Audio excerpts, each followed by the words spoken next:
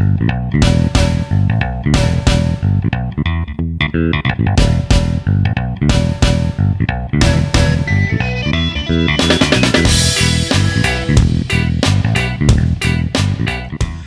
boys and girls, and welcome back to the Carla and Crappy Show, and welcome back to Champinchip Week. I don't know about you guys. I spent my whole day, as I'm doing my notes, trying to tell my work computer that Champinchip is an actual word, and I finally beat it to death. Anyway, this is when your questions are answered. The drama will be resolved, mostly, maybe. Hopefully, and we get to dig into some of the best games of the season. Carla, but I don't think we called this Champinchip Week during the first year we did this. I assume we did a Champinchip Week, but it didn't really become a thing until like all the conferences started until they started putting them all on like the Friday, Saturday, and it became a thing. So it was a couple years in, I think. That's probably true, that there really wasn't a Champinchip Week until after, because we've been doing this for so damn long. So anyway, Carla, we're gonna talk about championship games for the 14th time, or championships, I guess, for the 14th time. There are some doozies on the schedule. We will get to those. The coaching carousel being what it is, we are going to start as we have been with that. And I'm gonna kick this off here, because this my alma mater has jumped in the middle of what I'm not even sure what to call this. Yeah. OU head coach Brian Smith was put on leave by the university, by the athletic, whoever, for an indefinite period. Defensive coordinator John Hauser has been given the head job on an interim basis. There's no indication from the university why this happened. I have not seen any reporting, and I have been looking hard that would indicate what's going on. My spidey sense is generally these things aren't good, but I don't know. And that's not the weirdest thing that happened in college football coaching since we last spoke. You could just ask Marty Smith, or we could ask AJ, because he keeps track of this stuff. I do keep track of this stuff. Watching Marty Smith have to do live hits on ESPN from the fanciest Hampton Inn in Starkville, Mississippi, was hilarious. And then he drives up to Oxford, and he's at the team facility, just hanging from the ceiling, effectively. Just full, he was wearing the same suit he was wearing on the sideline at the Egg Bowl. Yes. Just waiting on whatever news, and Lane's texting him because he's like, Lane told me himself that the decision was imminent or whatever, and then Lane said he needed to pray on it. And then he did the thing everybody thought he was going to do, which was go to LSU. Yeah. Apparently, one of the sticking points to the whole thing was that he wanted to coach in the playoff. This has also been parroted by other creative artist agency clients like Nick Saban and Kirk Herbstreit on College Game Day. It did not seem like something you were going to get to do. I know. Although some coaches are being allowed to do that. Yep. Some coaches are being allowed to do that, and that's because they're going to less chill program, or going to more chill programs. LSU, not a chill program. Not chill no. Program. But Lane Kiffin did the thing. He went to LSU.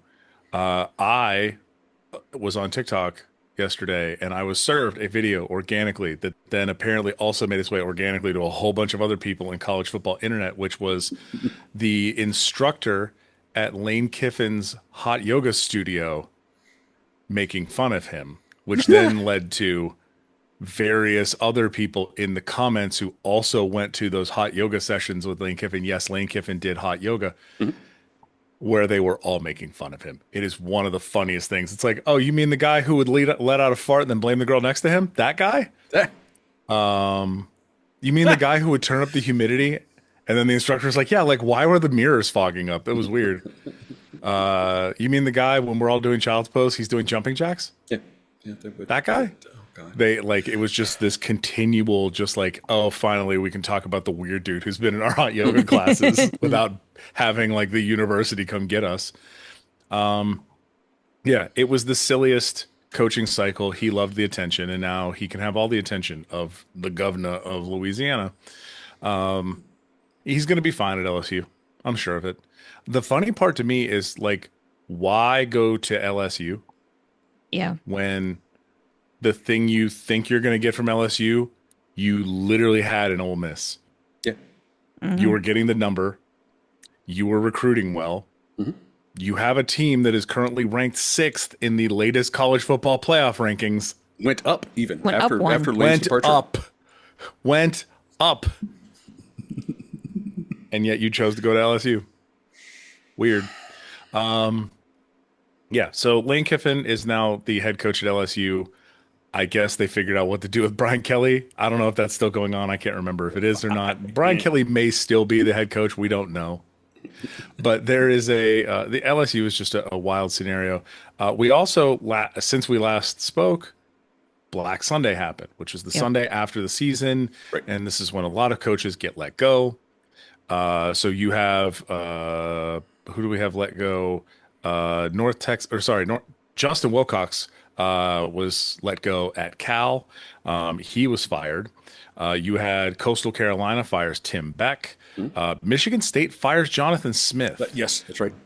Which felt interesting, given who they hired, and we'll get to that in a moment. And then Kentucky fired Mark Stoops, who is the best coach in Kentucky football history. Yeah, Yes, I'm including winningest. Bear Bryant in that. Winningest. He is the winningest coach in Kentucky football history. One of the few people who has gone like bar for bar with the basketball coach at Kentucky and not been fired because of it. It very clearly had run its course. I think a lot of people were like, yes, this is great, but hey, the last like season or two have not been great, and we would like to move on now. And getting blanked by getting blanked by Louisville on rivalry week, like badly, that's not good. didn't help. Nah. That does not help. So yeah, he was let go. Replacing him is current Oregon offensive coordinator Will Stein. Will Stein, in case everybody here on this podcast would like to feel old, Will Stein was a freshman at Louisville after I graduated from college, which was in 2007. Well, guys, I got to go to bed. It's been nice talking to you. I'm tired. And he is 36 years old. And but he is a Louisville alumni. Right. All 4 years at Louisville.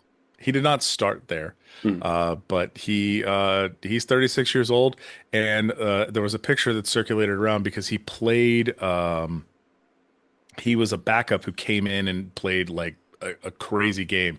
And there's a picture of him at the end that looks like every dude from 2009. Just like every yeah, we'll put it in the show notes, but it is one of the it's one of the goofier pictures. I'm like, I've seen that picture of like 16 other people at least. So congratulations to him. He is now the head coach at Kentucky. He was the co-OC and passing game coordinator at UTSA when they were throwing the ball over the place. This dude knows how to score points, which is the exact opposite of Mark Stoops. that's the beat culture shock, big time. Once they get that rolling. I'm excited for him. Ole Miss made no bones about it. When Lane left, they immediately promoted defensive coordinator Pete Golding to head coach. That's a choice. Pete Golding's a perfectly fine defensive coordinator. No idea how he's going to run a program, but just expect Ole Miss to not score as many points as they used to coming up. Yeah. Michigan State fires Jonathan Smith. Who do they hire? Former Northwestern head coach Pat Fitzgerald. In case you're wondering where he's been sitting on allegedly somewhere between $75 and $95 million in the settlement that he got from Northwestern because they fired him over the alleged hazing incidents. I continue to believe the players on that one. Sure. Pat Fitzgerald is not a good human being. And the worst part about this is when he was fired, everybody was like, he was fired for this hazing incident. No, he was also fired because he was terrible as a coach too. The last few years of the Pat Fitzgerald saga at Northwestern were not great. No. They weren't like, he wasn't winning 10 games and they like had to let him go because they thought this was so awful. No, he was winning like 3 games a season. And it was hilarious because the interim comes in and immediately takes them to a bowl game. Like immediately. Yeah. So yeah, hey, enjoy that, Michigan State. You could have done some things with Jonathan Smith and given him a little bit more time, but nope, you hired Pat Fitzgerald. North Texas loses Eric Morris because he gets hired at Oklahoma State. Right. So Gundy's replacement is the guy throwing up points at North Texas. Good for you, Eric Morris. Seems quite fitting. That seems like a pretty good pickup. He has been replaced as of a few hours before this recording by former West Virginia head coach Neil Brown. Oh, okay. Out of nowhere. Yeah. Nice. Good. People for were like, Neil. "Wait, Neil Brown?" And it turns out he was at Tennessee. Ah, That's okay. where he went. Okay. Actually, hold on. I need to double check that one. The Okay. only reason I need to double check that is he was. I saw he was. I didn't even know he was at UT. Wrong UT, Texas. He was at Texas. Orange UT, whatever. It's Orange UT. Can't spell citrus without UT. Got Yep. it. Yep. So, yeah. So Neil Brown is at North Texas. Cal fires Justin Wilcox. Hires Oregon defensive coordinator Tosh Lupoy. That is a hell of a get. I love that hire. That's fun. Allegedly, we're sprinkling allegedly's all over this one. Allegedly, he was Saban's bag man. Okay. Allegedly. Alleged. He was the guy who was moving bags around for Saban and the Tide. So he knows how to get some things done. Cal, I think, is honestly attempting to do like putting their butt into football, which they have not done. Hiring Tosh Lupoy is a serious get. So good for them. What's hilarious to me is Justin Wilcox was supposed to be the head coach at Oregon. Do we all remember that when Oregon fires? Yes. Oh crap, was it Helfrich? I think it was Helfrich. Oh, man. And they went and hired Goes back to Dan this. Lanning. Mm-hmm. And everybody was convinced it was Justin Wilcox. Again, a former Duck, Mama Collins situation. He was doing pretty okay at Cal. Nope. He gets hired. He gets fired, and they hire Oregon's defensive coordinator. Incredible work. Colorado State picks up Jim Mora, which I think is a heck of a hire. Jim Mora took UConn to 9 wins in the last 2 seasons. He will likely be a better coach than Jay Norvell.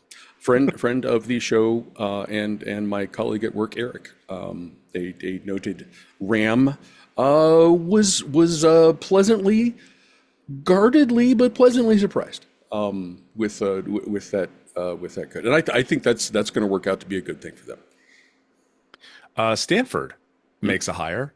Yes. And they hire Washington Commanders quarterbacks coach Tavita Pritchard. Why did they hire him? Because he was a player with Andrew Luck. He went to Stanford with Andrew Luck. He is a very good friend. They have kept in touch. And so Andrew Luck said, come on over, be my head coach. He sounds like Kermit the Frog. He does. He totally does. So Kermit with the congratulations to Tavita Pritchard. I love that for him. UCLA, in my opinion, made an incredible hire. Yes. Yes, they did. And they snagged James Madison's Bob Chesney, who has won at basically every level on the way up, knows how to build a winning program. James Madison had every ability to fall off a cliff when Signetti left. And they didn't. They're 11-1. They made the Sun Belt Championship with ease this year, will likely win the Sun Belt, and potentially make the playoff. We'll talk about that in a moment. UCLA snagging them is significant. I'm less than stoked at having another Signetti in the Big Ten. Let me just say that right off the bat. Although, just before we started recording, Yes.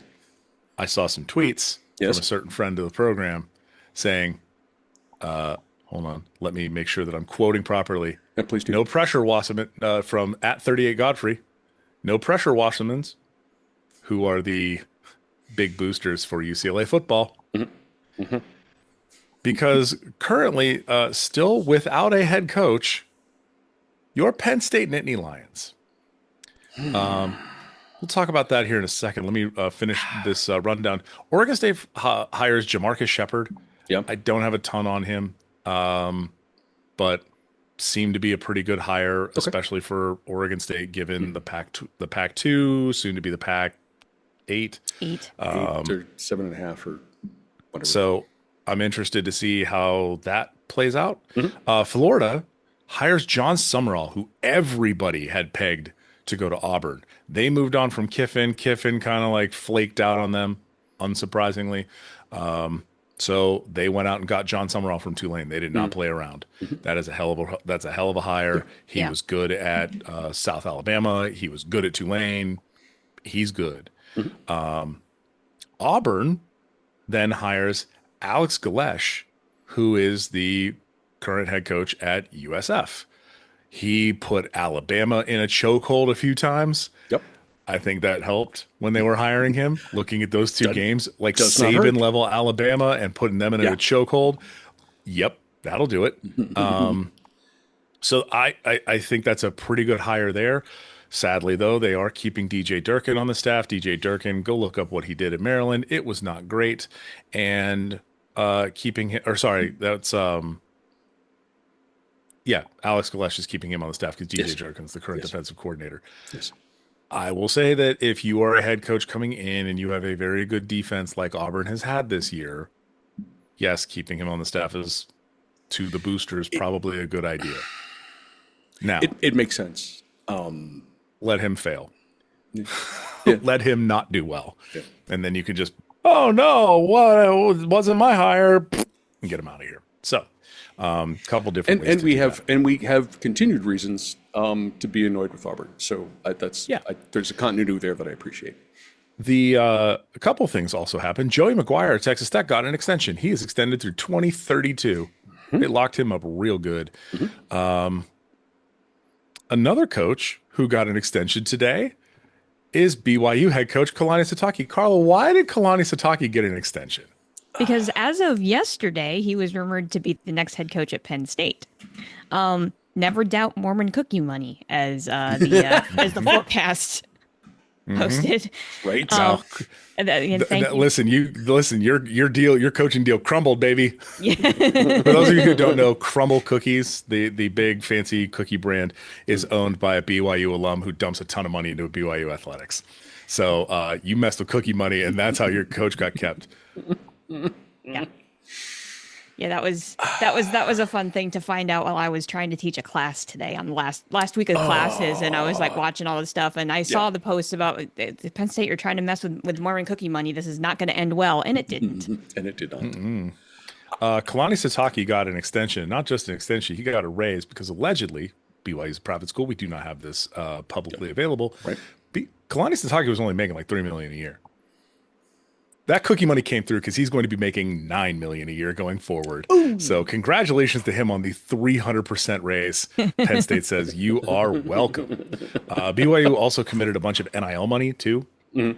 So I think BYU kind of said, "Oh, we have a good coach. Nobody ever wants our coaches. We have a good coach. Oh, excuse me." And they put the money in. So Penn State still without a head coach. There are two schools of thought here. One, they would like back in on Bob Chesney and to see if they can snipe him out from UCLA before he gets started. Two, they have their eyes on a coach who is in the playoff and they can't really get him out. And they're trying to not make that super public right now. The problem is the AD at Penn State wants to make a big and splashy hire, and all of the big and splashy hires have been made. Yep. And so now you're going to have to try and poach a sitting head coach. From what I heard, the coach that they really wanted, that they fired Franklin to go get, was Mike Elko. And then Mike Elko went 11-0 and then lost to Texas. And now they're going to be in the playoff, and you're probably not getting him. Also, to me, Penn State is a lateral move for him. That is not an upgrade. That is a lateral move. Yeah. You have all of them. You have more money than a whole lot of deities at Texas A&M. You have every alignment of boosters to football success. You have everything you could possibly want at Texas A&M. You can recruit out of Texas and you have better weather to play in. Like and you're playing in the SEC. Like, yeah, you're not poaching Mike Elko. Like the fact that was even considered is one of the silliest things I've ever heard. The other one was Kalani Sitake, who I think would have been a great head coach, except they forgot, number one, he is Mormon, number one. Number two, he played fullback for Lavelle Edwards. I don't know if you guys know who Lavelle Edwards is, but BYU plays in Lavelle Edwards Stadium. So, once again, I'm old, so yeah, I know who Lavelle Edwards is. Like, this man played fullback for the dude who the stadium is named after. Yeah. Mama has already called. Yep. He's still in the house. Somebody asked if Penn State would go after Brian Hartline at Ohio State. Rumors in the streets is that Brian Hartline is a terrible interview. He just comes across as a jerk. Okay. And for Ohio State fans, that's lovely for you guys. I'm happy to keep that jerk in Columbus. I think the other thing here is he grew up in Canton. He played football at Ohio State. His entire coaching tree, or his entire coaching stint, other than like a weird random stint with the Dolphins, his playing time with the Dolphins, just the little time he played for the Dolphins, he has been with Ohio State. Mama has called. He never left the house. Yep. He's on the couch. Like, there's no reason for Brian Hartline to go to Penn State. This isn't like a Jim Knowles situation where like he's not like deeply tied to the school. Right. Jim Knowles coached a bunch of different places. So for Penn State to say, hey, we'll pay you a bunch of extra money to come over here, makes sense. Brian Hartline is never leaving Ohio State. There's like, it would have to be I don't think a head coaching position at Penn State is going to get him out of there. So now Penn State's back to the drawing board. Still on the board are UAB, UConn, Memphis, USF, Tulane, Coastal Carolina, and JMU. Obviously, Penn State is the biggest job out of that bunch. Yep. I don't foresee any other coaches really getting canned at this point other than like a late retirement. Mostly due to like maybe Ohio with whatever that situation is. But I think the carousel is pretty well set. Obviously, if Penn State hires a big name coach, then that becomes a big name on the board, so on and so forth. If I'm Penn State, I start knocking on the door of Glenn Schumann, the defensive coordinator for Georgia. That would be an interesting hire. I would in my mind, you should be going after. They want a sitting head coach who wants more resources. That's what they want. I don't think they're going to get that. Also, in news about your ex, James Franklin goes to Virginia Tech. It's, by the way, early signing day is tomorrow. Right. So we'll find out. James Franklin has already recruited a lineman named lineman whose nickname is Purgatory. And hold on, I gotta hit this one too because it was Purgatory's got to be the guy who's carrying the flag out of the tunnel as Enter Sandman is playing in Blacksburg. That would be fitting as well.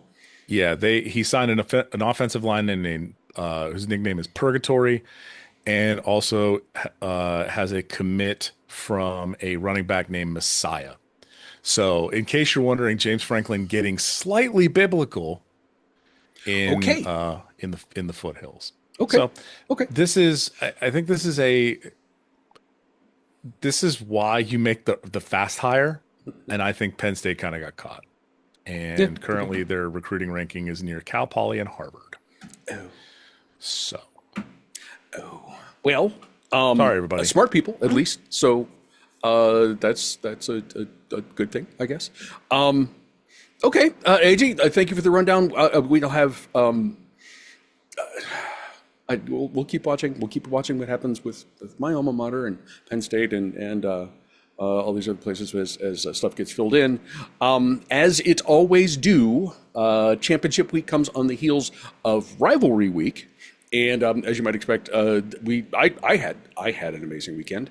I'll let you guys take first crack. Carla, what, besides mashed potatoes, Yes. what held your attention last weekend as we went through our rivalry games? Well, it's still mashed potatoes because I'm still eating leftovers from Yes. Thanksgiving at this point. I had my last plate of Thanksgiving leftovers for dinner last night, and I didn't get when you're with the whole family. I didn't get many of the leftovers because we divvied everything up between all of our coolers to take home.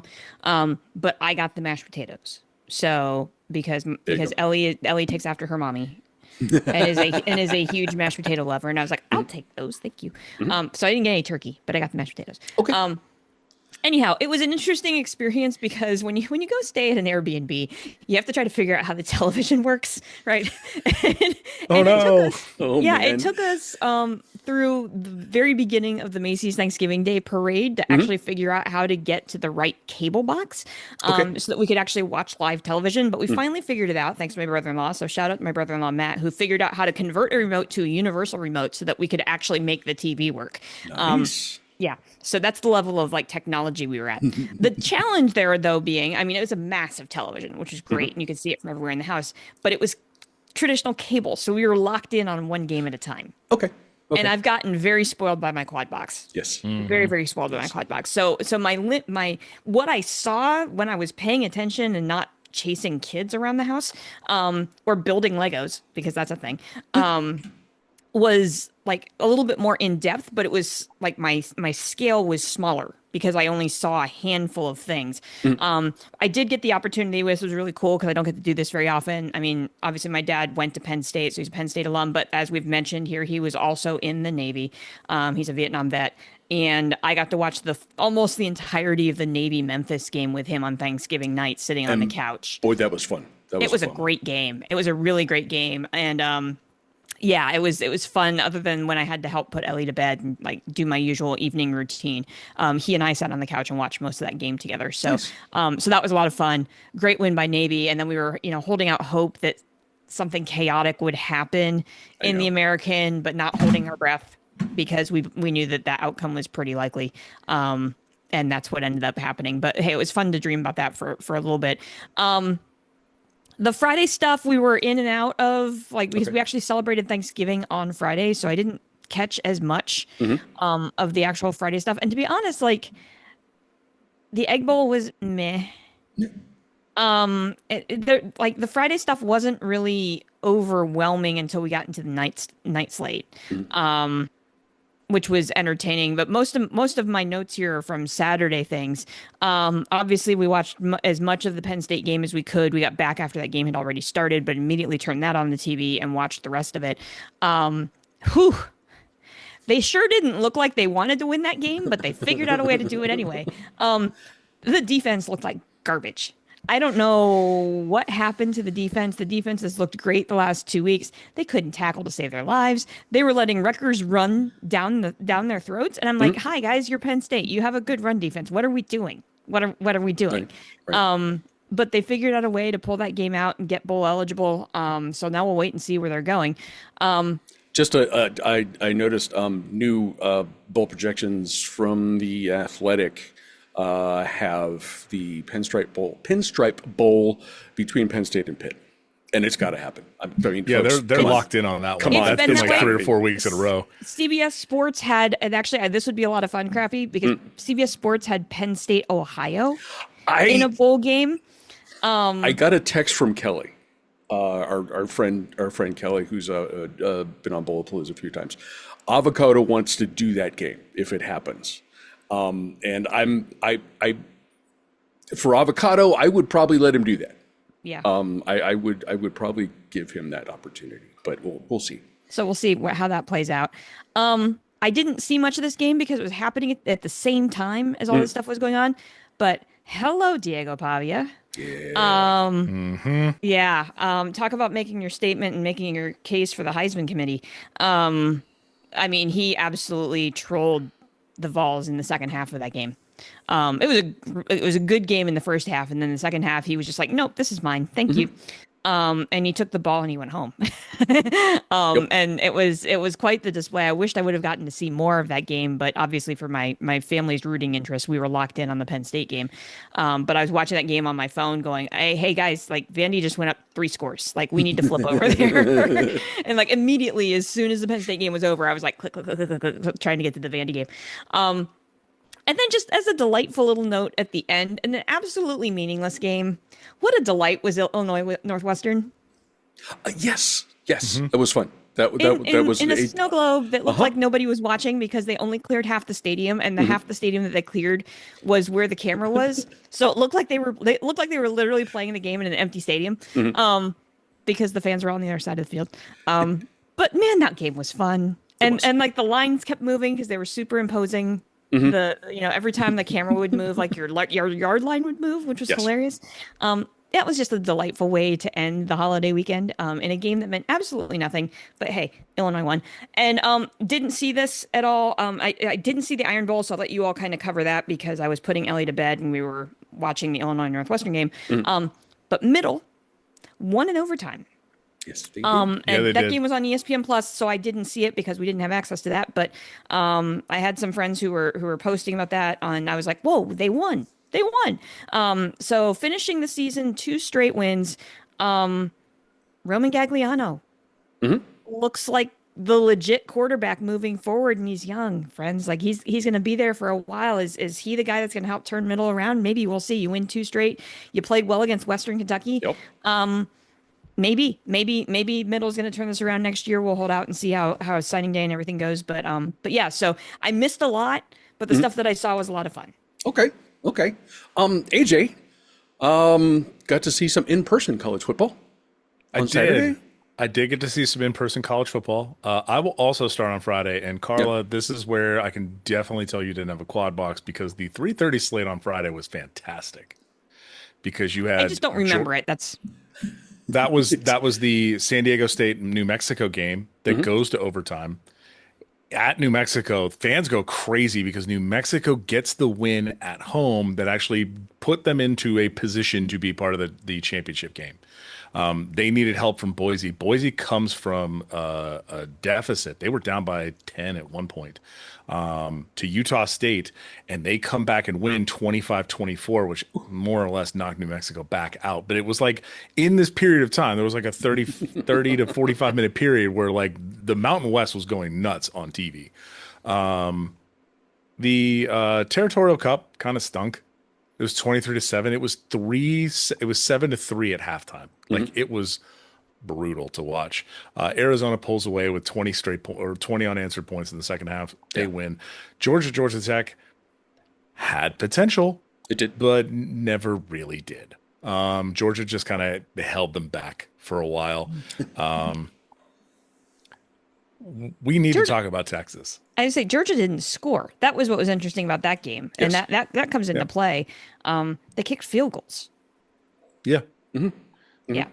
I mean, Georgia Tech got up defensively for that game. Their offense just did not show up. No. Georgia Tech held Georgia to 260 yards of offense. Georgia Tech had 250 yards of offense. They both had a turnover. Georgia just held onto the ball slightly longer. They held the ball. They had the time of possession was an extra 10 minutes for Georgia. Yep. Georgia Tech couldn't stay on the field. Georgia did well to stay on it. That's basically the difference in that game. They just happened to score a touchdown, and Georgia Tech didn't. But there was a chance. Georgia Tech kicks a field goal with 3:30 left. Yep. To go down a touchdown. Like they had a chance to win that game. I was actually kind of sad that they didn't. The other one that was super interesting on Friday was Texas beating Texas A&M. Yeah. And not by a little. They held Texas A&M down. It was 10-3 at halftime, but Texas came out in the second half, and Texas A&M did not have anything in the second half. It fell off a cliff for them. That was super fun to watch, especially knowing that like that was knocking A&M out of so Georgia was already done, but that Texas A&M loss effectively put Alabama and Georgia into the SEC championship. And then Saturday at noon, I missed the entire noon slate because I was sitting in a very cold stadium in Pittsburgh because I watched Miami come into Pittsburgh and beat the hell out of Pitt. It was interesting for a little bit, I guess. At one point, it was, I just need to make sure I have this right. The scoring plays, yeah, Pitt was up 7-3. Right. Then Miami came right back and scored a touchdown to make it 10-7. And then Pitt just didn't do anything after that. Just did not do anything. Miami receivers, the thing I noticed about that game over and over again is how Miami receivers jawed the defensive backs of Pitt, and then Pitt's defensive backs would lose their minds, and just like a lot of extra pushing and shoving. There was one drive where they could have stopped Miami multiple times and then got personal fouls. They kept the drive going. They gave him 33 yards on that drive, and then it was over. We left at the start of the fourth quarter. We watched Sweet Caroline, and then we left because it was cold and no one was having a good time. But honestly, not a bad time. The Heinz Field, Acrisure is a perfectly fine place to watch a football game. It was my son's first football game. He said he would go back just to hopefully not as cold next time. And I said, you got it, bud. I don't want to be there either. Awesome. So we'll give that a try. So I missed the entire noon slate. What I did see, though, was Alabama Auburn being extra dumb. We said, no, there's no way. Like, ha ha ha, you're in Jordan Hare, but ha ha ha, no, you're not the same thing. Nope, it was a lot closer than it should have been. There was a moment where Auburn takes the lead and has the potential to put Ole Miss into the SEC championship game. If Auburn had won that game, Ole Miss is in the SEC championship game, and now you have Lane leaving before the SEC championship, becomes even which dumber. would have just like an extra level of stupid to that whole scenario. That was interesting. All right, I need to tell you guys, this is a parenting thing that sometimes I have to, like, my son is 12. Okay, so he watched Pitt, Miami. We come home and I just put more games on, right? I'm just watching various games as things go on. And while we were walking into the stadium, somebody was like, does Pitt have anything to play for? I was like, yeah, if they win and one of these two, if SMU or Virginia lose, they're in the SEC championship game. Yep. And they were like, oh, okay, I didn't realize that. I thought Miami was just in. I was like, no, Miami actually needs to beat Pitt and also get help, like a lot of help. And they were like, oh, okay. And I was like, Duke could also make it. They're like, all right, man, let's not get too hasty. And I was like, I'm just telling you, these are things that are possibilities, okay? Guess who's in the ACC title game? Friends, it's Duke. Yeah. Virginia did their job against Virginia Tech. They beat the crap out of Virginia Tech. Like, in a way that normally does not happen basically ever. I think there was a little graphic they showed on screen. It was basically like Virginia Tech is 17-3 in this game in the last 20 years. Like, it is Virginia Tech's game. Virginia won by a whole lot at home. The game that mattered, though, was SMU Cal, which was in Berkeley at the same time. And we're watching this game, and Andy says to me, he's like, who do you want to win this game? I was like, oh, it'd be hilarious if Cal won, because that means Duke is in the ACC championship game, and thus it would be funny. And he goes, all right, I don't want Cal to win. And SMU scores to make it 35-31. And he goes, all right, Cal, you're going to go score. I know you can do this. And I said, son, don't ever put your faith in Cal football. Don't do this. That's just a great way to get hurt. These are important lessons, boys and girls. Do this. Yeah. And then Cal scores a game-winning touchdown and wins the damn game. So the funny result happens, a thing that I think is hilarious, but now he's learning a bad lesson, which is he's put his faith into Cal football and it was rewarded. That's not how that works. No. You have to just, you cannot do that. And so I had this very silly moment with my son at like 11:15 watching this football game. That's awesome. And so Duke, it's Virginia and Duke for the ACC championship. So Carla yes. brings this up. because the latest college football rankings are out, right? Who's ranked number 25 right now? That would be James Madison. Just Madison, yes. James Madison. Who's ranked 24? Is that North Texas?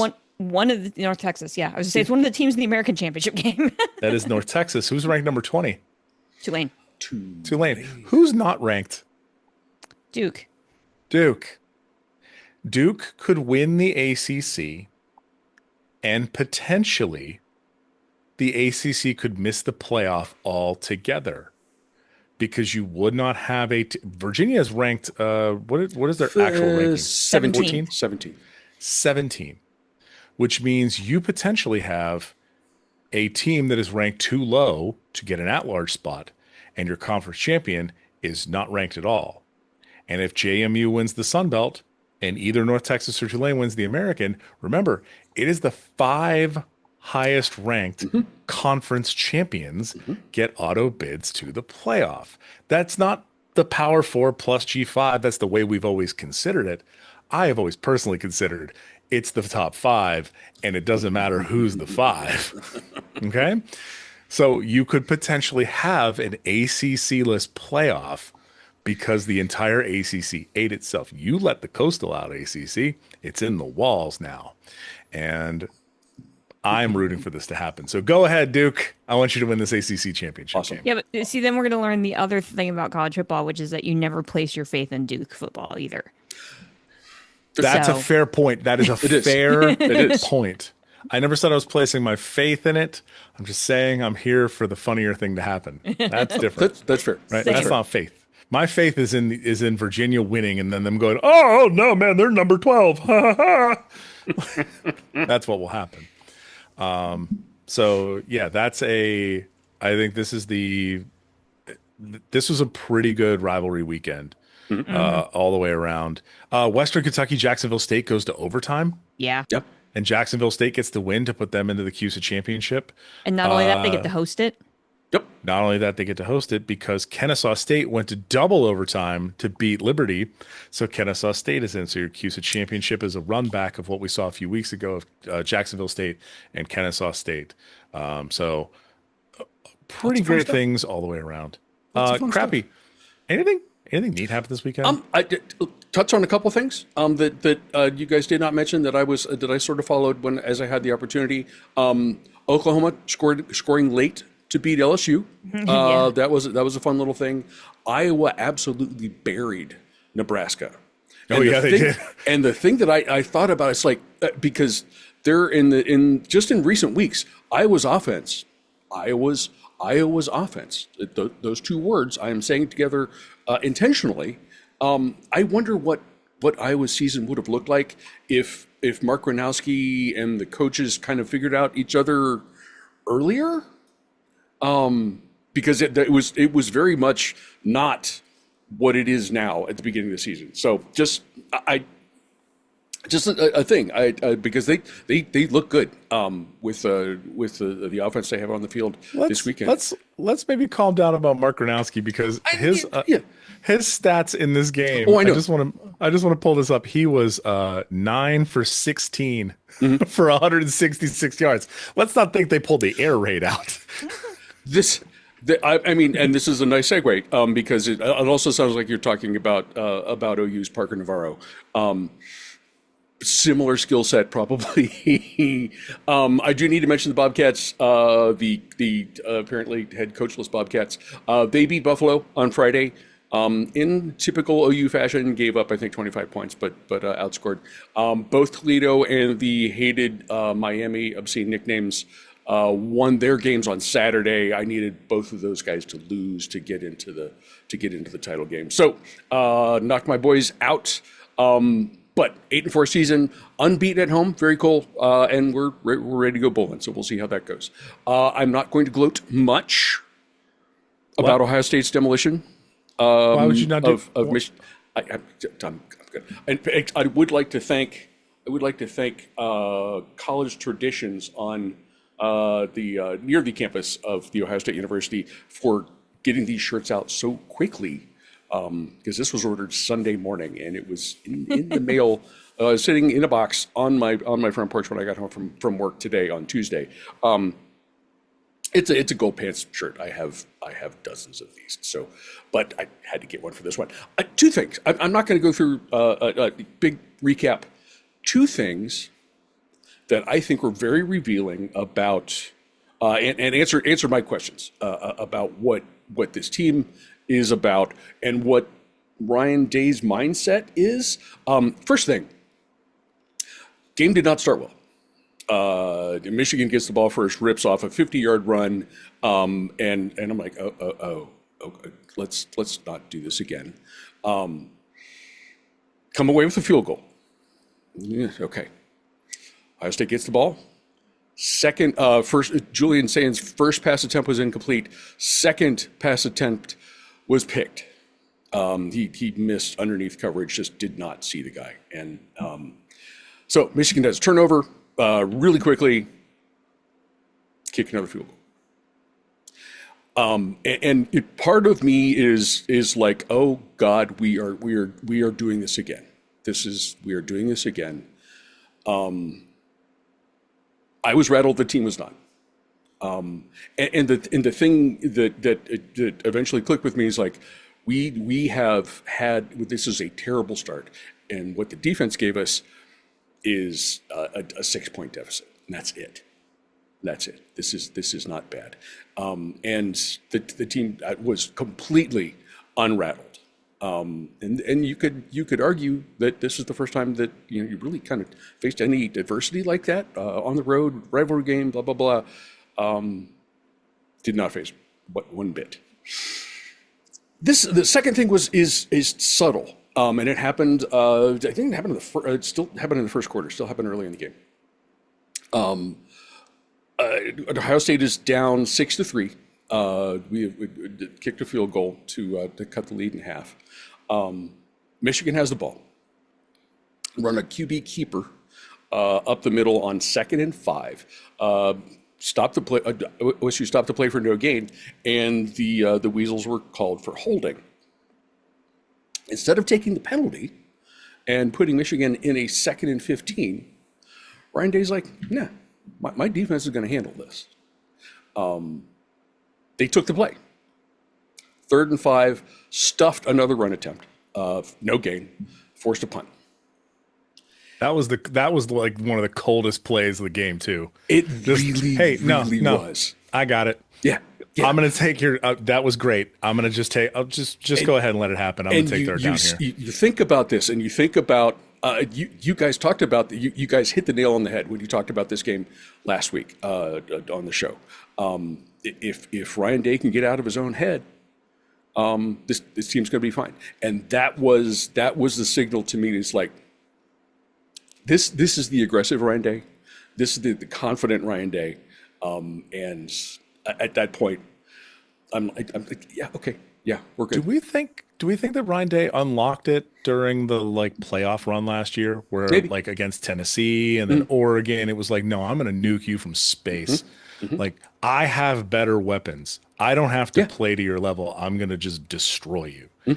And I think that is the level the gear that he didn't really have in the previous Michigan games. I also thought it was super interesting that he recognized early, because there was a story that came out during the week that they were going to fly to the game, not drive. They've traditionally taken buses, because Columbus to Ann Arbor is what, 2 hours, 2.5? Yeah, 2.5. So they would take buses to the games. They said, no, we flew to all our other games this year. We're going to fly to Ann Arbor. So they flew from Columbus to Detroit. It's like a puddle jumper flight. Got on a bus. And then got on a bus from Detroit. But it was more of the that to me is I'm changing literally everything we're doing about this game. We're not going to do the same things because it hasn't worked. And I that's when I was like, oh, that how much this means. That yes. He kept the preparation as he had kept it through the entire season, and then you get to that moment of the game, and he's like, "No, we're good. I don't need the penalty yardage. We've got this handled."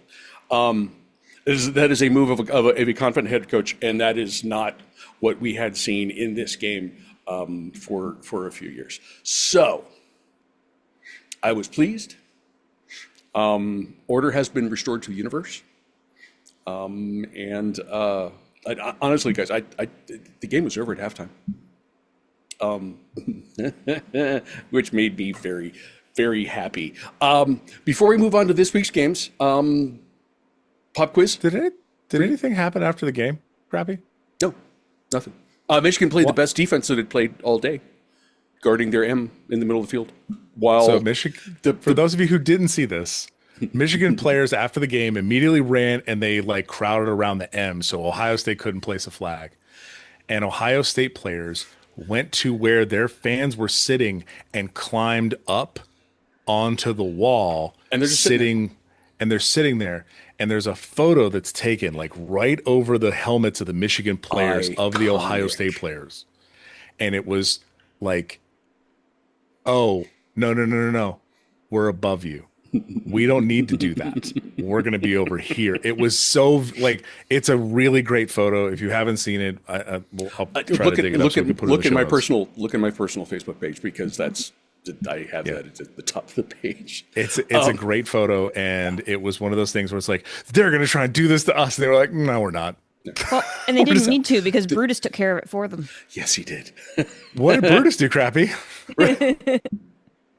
Okay, I'm Brutus. You can let this go. Fourth quarter. No, talk your talk. You've had Came 4 years. back, Talk your talk. Came back from commercial. Brutus is finishing a scripto at about the 5-yard line in the north end of the stadium, which is where all the Ohio State fans are. Because it was snowing. There was snow on the field. This is a snow game. Not like the Illinois Northwestern was, but it was dusting. It was snow. Yeah, Dusting. and he dots the I and then goes over and X's out, as we do in Columbus, X's out the M in the end zone. And some stadium staff ran out and tried to erase the script Ohio. And there's nothing you do about the big X, because there's play going on, and it just sat there. It just sat there. And I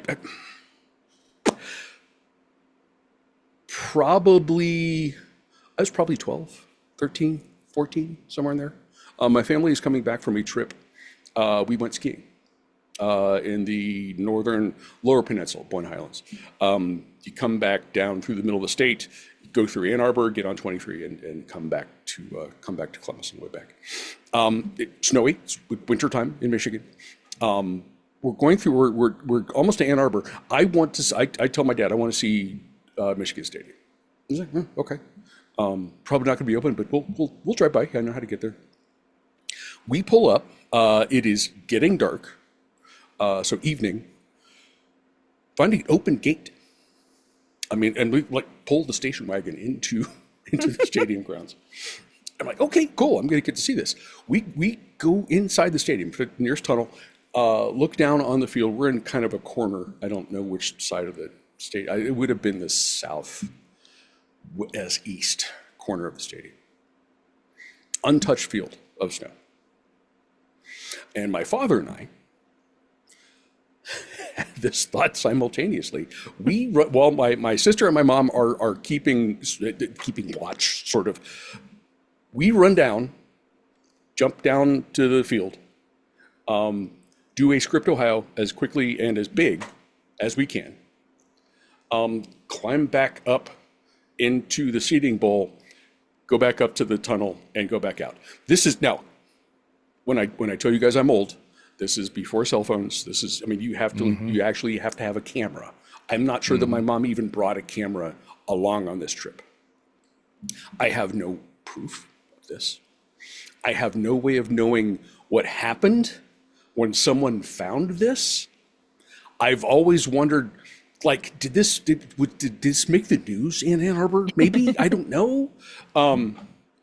So when I saw Brutus doing this thing on Saturday, I'm just like, this is fantastic. This Like, is, there's a 12-year-old Mike inside that suit right now, just going, I'm doing it dirty. Listen, look at this. We're getting deep, crappy lore. Yeah. This is amazing. Yeah, that was.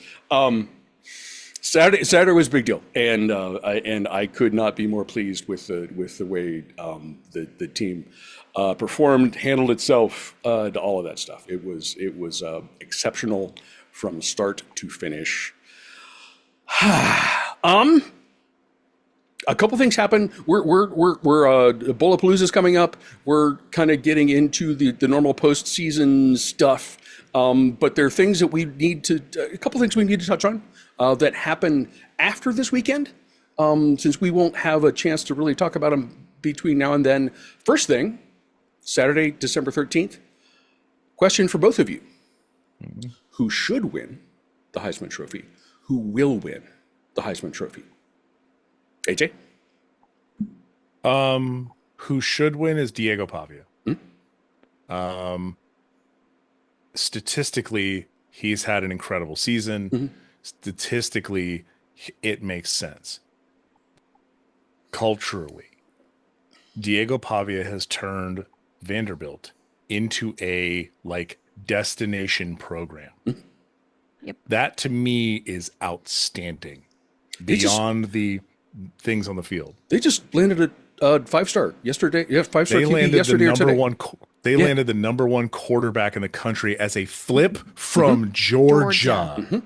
Mm-hmm. Okay, well, he's a local Nashville kid, so that makes sense. But still, still, yeah. But you flipped a 5-star from Georgia to come play at Vanderbilt. That's what Diego Pavia has done to this program. Yeah. Yep. That's why I think he deserves the Heisman. This is a little bit of a lifetime achievement award, but statistically this season, it also works. Mm-hmm. Mm-hmm. Right? He's been incredible in these games. He was keeping them in the game against Alabama. Mm-hmm. He was keeping them in the game against Texas. This is not those are their 2 losses on the year. Yep. So this is, to me, it's him. Who will probably win it? Fernando Mendoza from Indiana. Okay. Statistically, he's had an incredible season. He had the Heisman moment with the catch against Penn State, the drive to win that game. You also, the Heisman Award is one of those narrative awards. Yeah. In that it's not just a pure statistics thing. You have to have everybody wants to see the Heisman moment. They want to see the thing that everybody's going to remember about you from that season. And this is why the quarterbacks and the wide receivers and the running backs generally get the love at Heisman time over defensive players who also deserve that. Guys like Jacob Rodriguez, who's the linebacker from Texas Tech, who also deserves it. And trust me, Texas Tech has been trying to get him that Heisman because they've been putting him in on offense, so he has offensive statistics so people will look. Uh-huh. It's amazing to see a guy wearing a neck roll score a touchdown. The cowboy collar. It happened all the time when I was a kid. You saw it every week. Yeah. It doesn't happen anymore. No. Mike Allstott's not here anymore, Mike. But this is to me, it's Diego. Mm-hmm. I think he truly deserves it. Carla? That was going to be exactly what I was going to say. I think I would give it to Diego. If I had a vote, I would vote for Diego. I think Mendoza gets it. And it's still, we're talking about, let's be real, friends. We're talking about the quarterbacks at Vanderbilt and Indiana. It's still remarkable. True. Either Absolutely. way. Mendoza is a great story as well. But I think Diego overall has meant more to his team than Indiana is a complete team. Diego is the catalyst for Vanderbilt, and that's why I would give him the edge over Mendoza. The other thing that I will add here is Jeremiah Love had better be in New York. Ding ding ding ding ding ding ding ding ding. Yeah. My 4 in New York would be Mendoza, Pavia, Sayin, and Love. Okay. That's who I want to see in New York. All respect to the Buckeyes and everything they've done this season. Julian Sayin should not be anywhere close to New York. I'm not. He's fine. I don't. Statistically, sure it works, but no, not yet. In my mind, I would replace him with Haynes King. I'd be good with I that. think Haynes King also means more to Georgia Tech than Julian Sayin does to Ohio State. Mm-hmm. To me, That's true. some of my vote, if I had a Heisman vote, would be around does that player not being there mean something? All right. Haynes King not being in Georgia Tech means something. Diego Pavia not being at Vanderbilt mean Means something. something. Julian Sain will be replaced by yet another 5-star quarterback, True. right? Well, it'd be replaced by Lincoln Kienholz, but He would be replaced by he also has an Yes. NFL wide receiver room, like Yes. and a line Yes. and a great Yes. running game, like all of those things that go along with that. Exactly. To me, the outstanding part is that, like, what does that mean to the team if that person is not there? And to me, Julian Sain doesn't meet that criteria, even if all his statistics say not that. yet. Not yet. He'll probably get there. He's a freshman, right? Sophomore. Yeah, he's got time. Oh, sure, but there's no hurry. There's no hurry. We are unanimous with Diego Pavia being the guy we would put there. I think we're all sort of unanimous-ish with Mendoza being the winner, and it's okay. If you look at the difference between Indiana last year and Indiana this year, I love the Ohio Bobcat Canadian quarterback mafia, and Mr. Rourke did terrific things for Indiana last year. Mendoza is a huge upgrade, and one of the biggest reasons why the Hoosiers have even taken a step beyond what they were a year ago. But I don't think there's any player in college football who has meant more to his team this year than Diego Pavia. So, and get Jerry Marlove there on the stage. Come on, get a running back there because he deserves it. Totally deserves it. We have games. We have games that begin on Friday, continue through the day on Saturday. It's going to be terrific. Not really. I mean, Friday would require a little multi-boxing, but you get a chance just to sit and watch almost all of this stuff. It's going to be fantastic. We will begin on Friday. All of these games are at on-campus sites, just for your own edification. We begin at 7 p.m. on the CBSSN, the network of Champions, the Conference USA Championship between Kennesaw State at Jacksonville State. The Owls are favored by 2.5 points. The AJ Fun Index is a fun 59.5. Carla, you are our CUSA expert. What are we going to do? Allegedly. Allegedly. I think it's more AJ than me. There's that word again. Yeah, allegedly. This is allegedly championship week. Look, we say this a lot on this show, that it's tough to beat a team twice in the same season. Yep. And that's exactly what Jacksonville State is looking to do here. These two teams met just a couple weeks ago, as AJ mentioned earlier, back on November 15th. Jacksonville State won that game 35-26 behind a ridiculous ground game.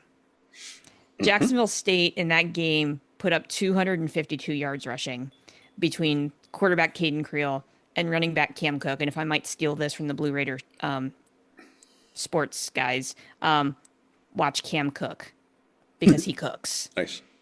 He cooks. If I've said this multiple times on the show this year, if you have not watched Cam Cook run the football, please go watch Cam Cook run the football. He is an absolute delight to watch, unless you are trying to defend him. Gamecocks have the number 3 rushing offense in the nation. Yep. They run the ball. They average 262 yards per game on the ground. Kennesaw's ground defense, rushing defense, is at the bottom of the CUSA.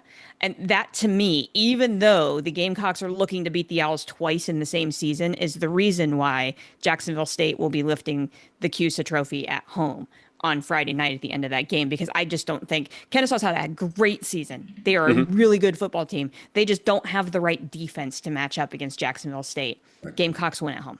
Okay. AJ, what do you think? I went back to the stats on that game. So they played this game just for date purpose. Yeah, they played this game 3 weeks ago on November 15th. So this is fairly recent. And I took one look at the team stats. Now, this was a 9-point win for Jacksonville State at home. Kennesaw State outgained them yardage-wise. They put up 217 yards of rushing. They also put up 362 yards passing. Do you want to know why this was a 9-point difference and Kennesaw State should have won the football game? Kennesaw State threw 4 picks. Don't throw 4 picks, you're probably winning this game. It's hard to beat a team twice. Hootie hoo. Kennesaw State's your Conference USA champions. Carla, you spelled out everything that I was going to say. You can't help but notice that the Owls are one of the worst teams in the conference, the worst team in the conference against the run. And that doesn't bode well when you're facing Cam Cook. And that's that is the kind of thing that a coach can take advantage of, perhaps in hindsight. But let's lean into the run even to a greater degree. Don't give them the ball. I think Gamecocks are going to win this one at home. Sun Belt.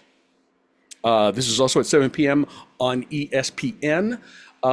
This is Troy at number 25, James Madison. James Madison's favored by 23.5 points. The AJ Fun Index is 47.5. AJ, is there something here to talk about, really? No. Okay. Troy is not so good. Their EPA margin is 98th in the country. Jamie's is 18th. Their defensive success rate is 49. Like, Troy has an okay defense. Their offense is awful. They are 112th in offensive success rate. James Madison is 18th in offensive success rate. James Madison is number 1 in defensive success rate. That's a bad time for you, Troy. Jamie covers. Carla, any wisdom on this game we need to go through? Other than just this one note, again, we remind you that James Madison's only loss on the season was in week 2 at Louisville, and they only lost that game 28-14. Yeah. The Dukes are good, legit good. 21 in the nation in total offense statistically. They lead the conference in fewest yards allowed per game by 80 yards, like it's not close. Like, that James Madison defense is ridiculously good. Let's get Jimmy to the playoff. Duke's at home. Congrats to Troy for making it to the title game. Enjoy your trip to Virginia, and please accept these lovely parting gifts. Yeah. Do we think JMU needs style points here? Like, they have to win like 56-10 or something like that. Do you think they're going to put some style points on here? It couldn't hurt. It can't hurt. I don't think it's going to matter because it may not. Because the only way they're getting in is if Duke wins. Yeah. Mm-hmm. Yeah, that's fair. I'm just saying, hey, are they going to do a trick? Are they going to do like some spin moves to try and like wow the playoff and say like, oh, they're a conference champion, and they were doing like they did flips on the way into the end zone for the 7th touchdown in a row. Mm-hmm. Mm-hmm. I hope so, just for funsies, but I don't think it's going to matter. Next up, we have the American Conference Championship. We're going to go ahead and call this one the AJ Bowl at 8 p.m. on the American Broadcasting Company number. This is a ranked game, folks. Number 24, North Texas at number 22, Tulane. The Mean Green is favored by 2.5. AJ, what's the AJ Fun Index on this game? Do you have it in front of you? 66.5. A good, proper, God-fearing 66.5.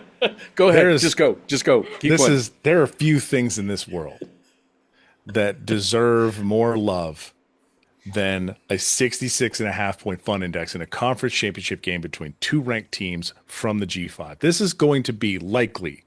The winner of this game is likely your G5 champion that's going into the playoff. Mm-hmm. So you should probably put some eyeballs on this. Yes, you should.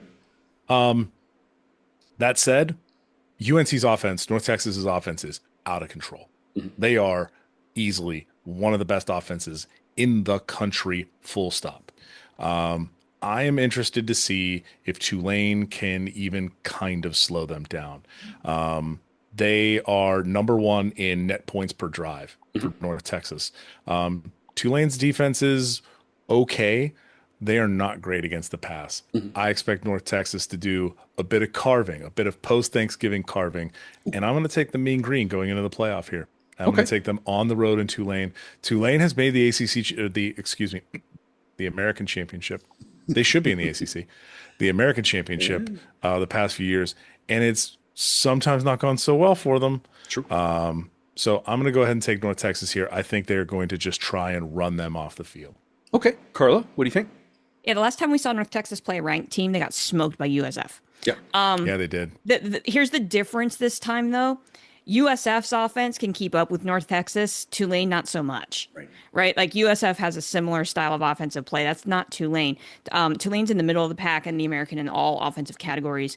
As you just mentioned, the Mean Green are top total in scoring offense in the conference and in the top 5 in both rushing and passing. They're putting up 511 yards per game. So you see that, and I asked the same question that you did. What's Tulane's defense like? They're fine. They're top 5 in the conference in scoring and total defense, really good at defending the run. So your key to the game is this. The North Texas defense is last in the conference in defending the run. Tulane needs to run the football. The problem is Tulane doesn't run the football, right? They throw the ball. North Texas is the top passing defense in the conference. This doesn't seem like it's going to work out well. It doesn't seem like it's going to work out well. I know they're playing at home, but I agree with AJ. I like the Mean Green on the road.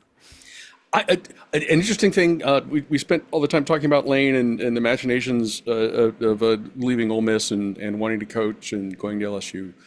Both of these coaches have been hired elsewhere. Both of these coaches are being permitted by their current universities to coach in this game. And presumably, one of them will get to continue to coach.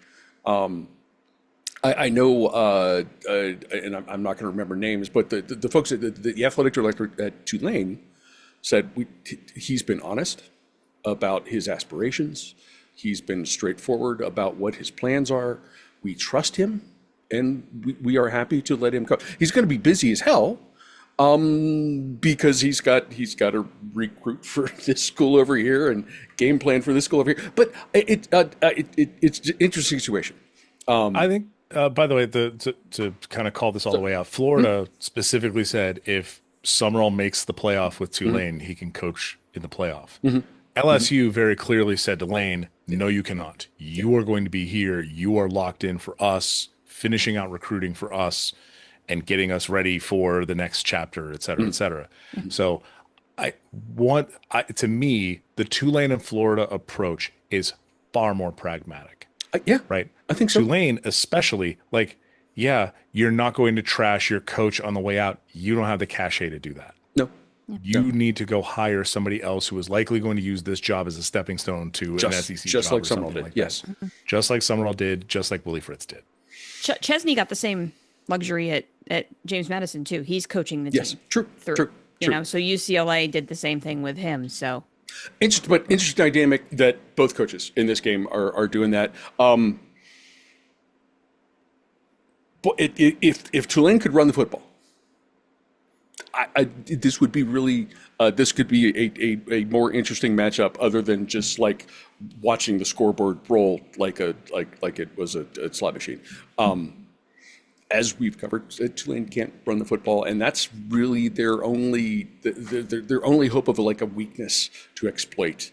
Mean Green is going to win this one, and by more than 2.5, I believe.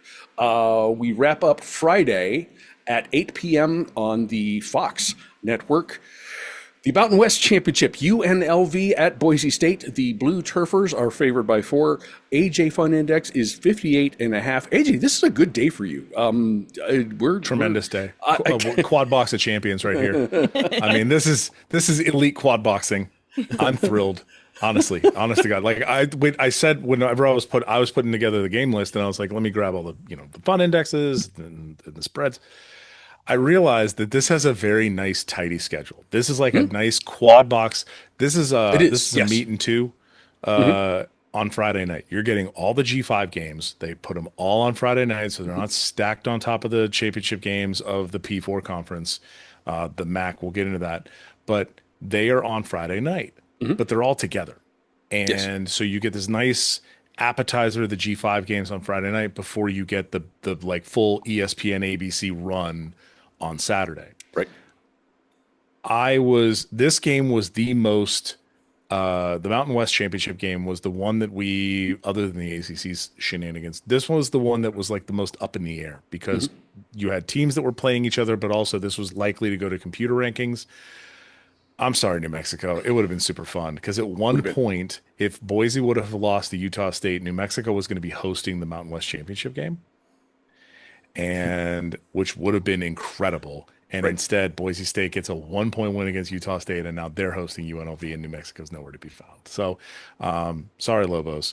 UNLV put the belt to my beloved Bows, but also their offense has been nuts this year. Yes. They have been incredibly successful on offense, and this game to me seems like the most strength on strength. UNLV has a really good offense. Boise has a pretty good defense. Boise's offense is not so great. Don't worry, UNLV's defense isn't so great. It's even worse. Right? So you kind of have a strength on strength, weakness on weakness game. Stats of War, CFB Graphs has Boise State by 5. I think Boise's offense is better than UNLV's defense, which is the basic matchup here. Boise State's defensive success rate is number 3 against dropbacks, which is what UNLV wants to do. They're number 14 in offensive success rate on dropbacks. They're okay at running the ball. They are a pass-heavy team. If UNLV can get the ball rolling on the ground, which is where Boise is a lot weaker, they could potentially see some success. They need their defense to do literally anything. Because their defense is currently 112th in defensive success rate. Boise State's is 82nd in offensive success rate. Again, this is like a real weakness on weakness on strength on strength. I'm going to say Boise State's going to win this. It's at home for them. It's going to be cold. UNLV plays inside in Vegas. I'm taking the Smurfs on their turf. The Smurfs on the turf. Carla? We've seen this game before. Again. Right. This time it was in October, on October 18th. Boise won that game convincingly, 56-31, thanks to a 28-point second half effort out of the Broncos. One of the keys in that game was the Boise pass defense. They held Anthony Colandrea to just 215 yards passing. He averages right around 250, 260 yards per game. The other key in that win, Boise could run the football. Dylan Riley had a career high 201 against the Revs because UNLV is at the very bottom of the Mountain West in rush defense. I feel like I'm rolling the dice here again because we keep saying this. It's tough to beat a team twice in the same season. Yeah. But this game's on the Smurf turf. Add everything up that AJ just said. I like Boise at home. The precedent was set in the first matchup, and I think it becomes a little bit more difficult for UNLV to play in Idaho in December. You don't want to put too much credence in that, but I think it makes a difference. And if Boise's able to come up with a similar defensive performance, slow down the passing game of the Fighting Mullins, I think they should win this game at home. This game is going to be played. The temperature is going to be 48 degrees. Real feels 42 degrees, and it's going to be raining the whole time. That sucks. Yeah, as we would call that here, that's the blurgs. Yeah, real feel 42. By the end of the game, it'll be real feel 39. So it's not going to get warmer either. So. Good luck, Rams. Yuck. That sounds awful. We go to Saturday. While the Friday games are all on campus sites, these are all played at neutral sites. I will give you the destination should you want to attend one of these between now and then. We begin at noon. Not this year. I know. The Mid-American Conference, noon on ESPN. The Miami Obscene Nicknames versus Western Michigan. This game is at Ford Field in Detroit. Western is favored by 2.5. The AJ Fund Index is 43.5. I'm going to take this one first. I would rather cheer for a team from Michigan than for Miami. Go Broncos. Carla, what do you got? AJ just ripped his glasses off for those of you that couldn't see that on YouTube. He can't, and now he's covering his mouth. He is absolutely aghast. I love this. Oh, hey, look, another rematch. Yep. Unfortunately, for those who have no love for Miami, obviously crappy. The previous meeting ended in a 26-17 Miami win at the end of October. But the Red Hawks had to mount a late comeback in that one. They had to score 2 touchdowns in the fourth to win that game. If I'm looking at trends, though, and this is where I went with this, Western's on a roll right now. They've won their last 4 straight, and fairly convincingly. Miami's 2-2 down the stretch. Yep. They lost to Toledo and your Bobcats. Yes. Both teams that were right up at the top of the conference. These two teams statistically are very evenly matched. I'm going to finally break my streak here and say the repeat win doesn't happen this time. Okay. I like the way Western Michigan's playing right now. I'm going to take the Broncos to be your MAC champions. I like it. I like it. AJ, what do you think? I'm also taking Western here. Miami is, as the Mac would say, mid. They're fine. Western Michigan is a better team. I mean, again, we're kind of picking through some stats to figure this out because, I mean, the Mid-American Conference is just that. It's not. There's a whole lot of parity. Like we went to some deep tiebreakers to get to this. Other than like Western Michigan just won their way in. After that, it got into some weird tiebreakers. What computer rankings and some of that stuff even took precedence over head-to-head stuff. And I'm like, this needs to be fixed. That it is unnecessarily dense, and let's not do this. The taking precedence over head-to-head was only in the cases where you had multiple teams tied and they didn't all play each other. Yeah. Mm-hmm. And so that's kind of how you can't say like, oh, well, this team beat this team. It's like, okay, cool, but they didn't play this other team. So how do you rank those together? That's where all the computer ranking things come in. Hey, so remember the congratulations BCS? to you. When we used to just like let the computers do this? I do. I'm still waiting for someone to go, hey, we've partnered with Google Gemini and that's going to be our ranking system or whatever. I'm waiting for it. It's going to happen. The machine that can't do math is being forced to do math.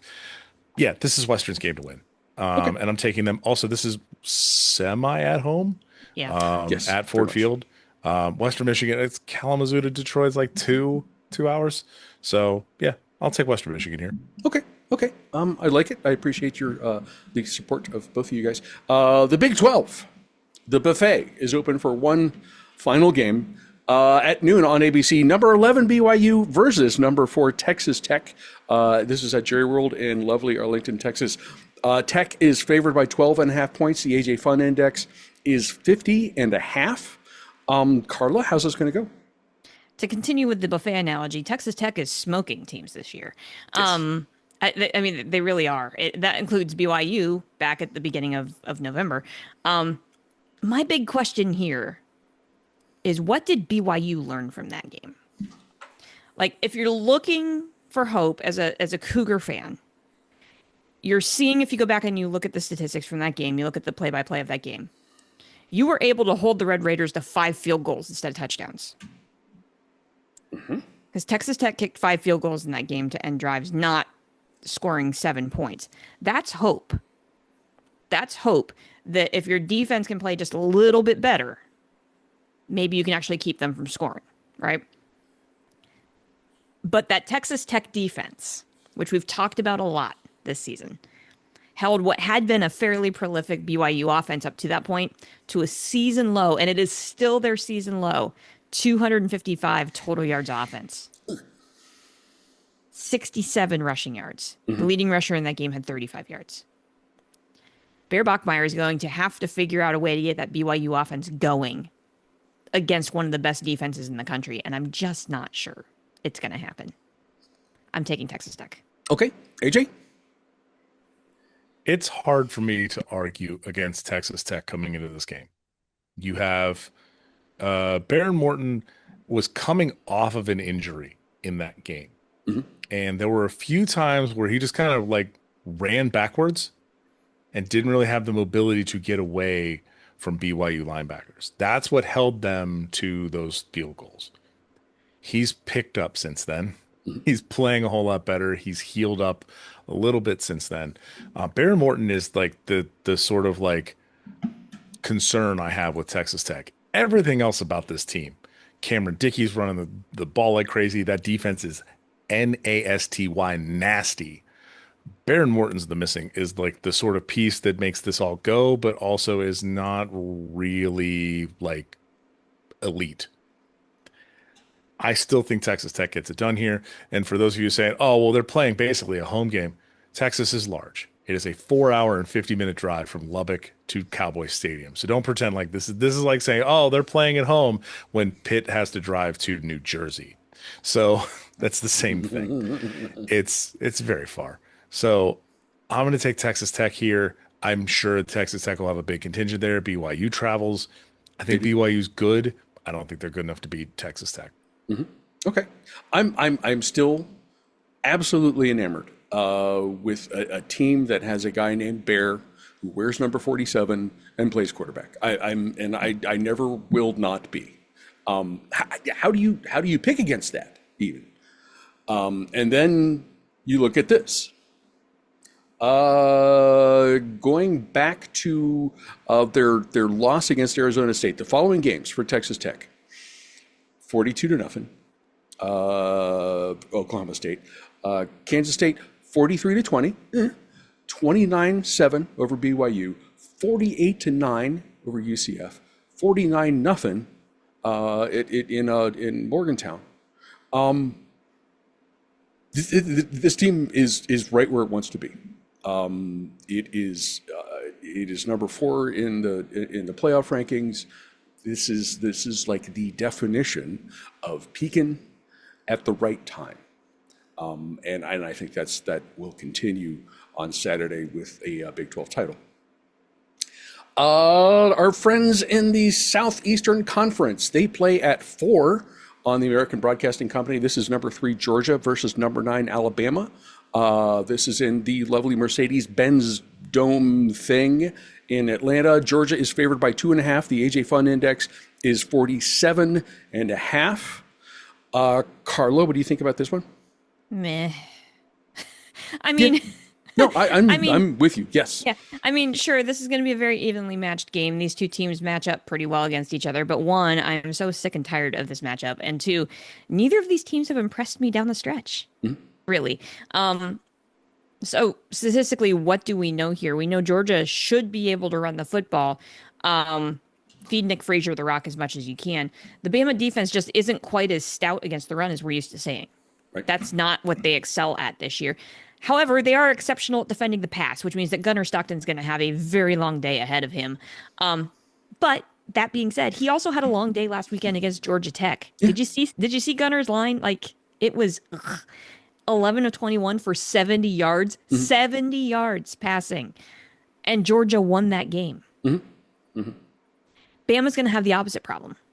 They should be able to find some seams in the Georgia pass defense but the Dogs are really, really good at stuffing the run.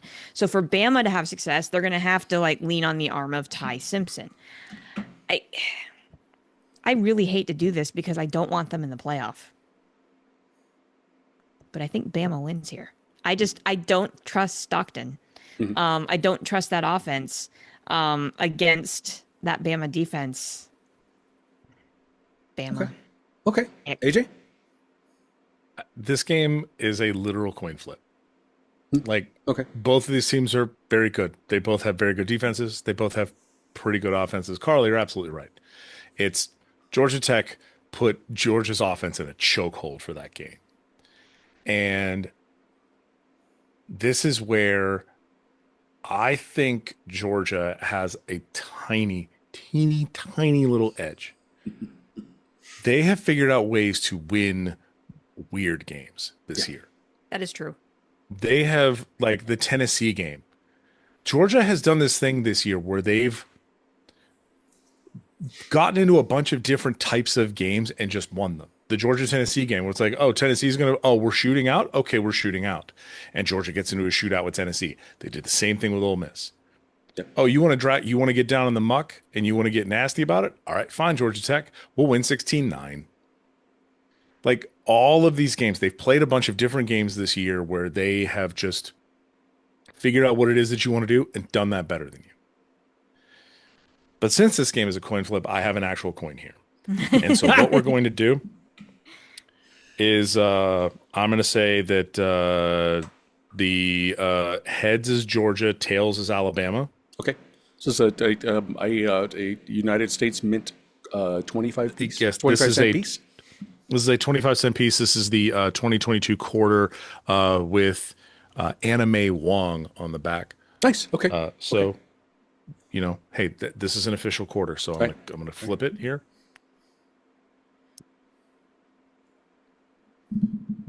It's heads. Georgia wins. Georgia wins. Okay. Okay. I hope you're right, because I think a Georgia win here might knock Bama out of the playoff. God, that'd be lovely. That'd be fantastic. Probably.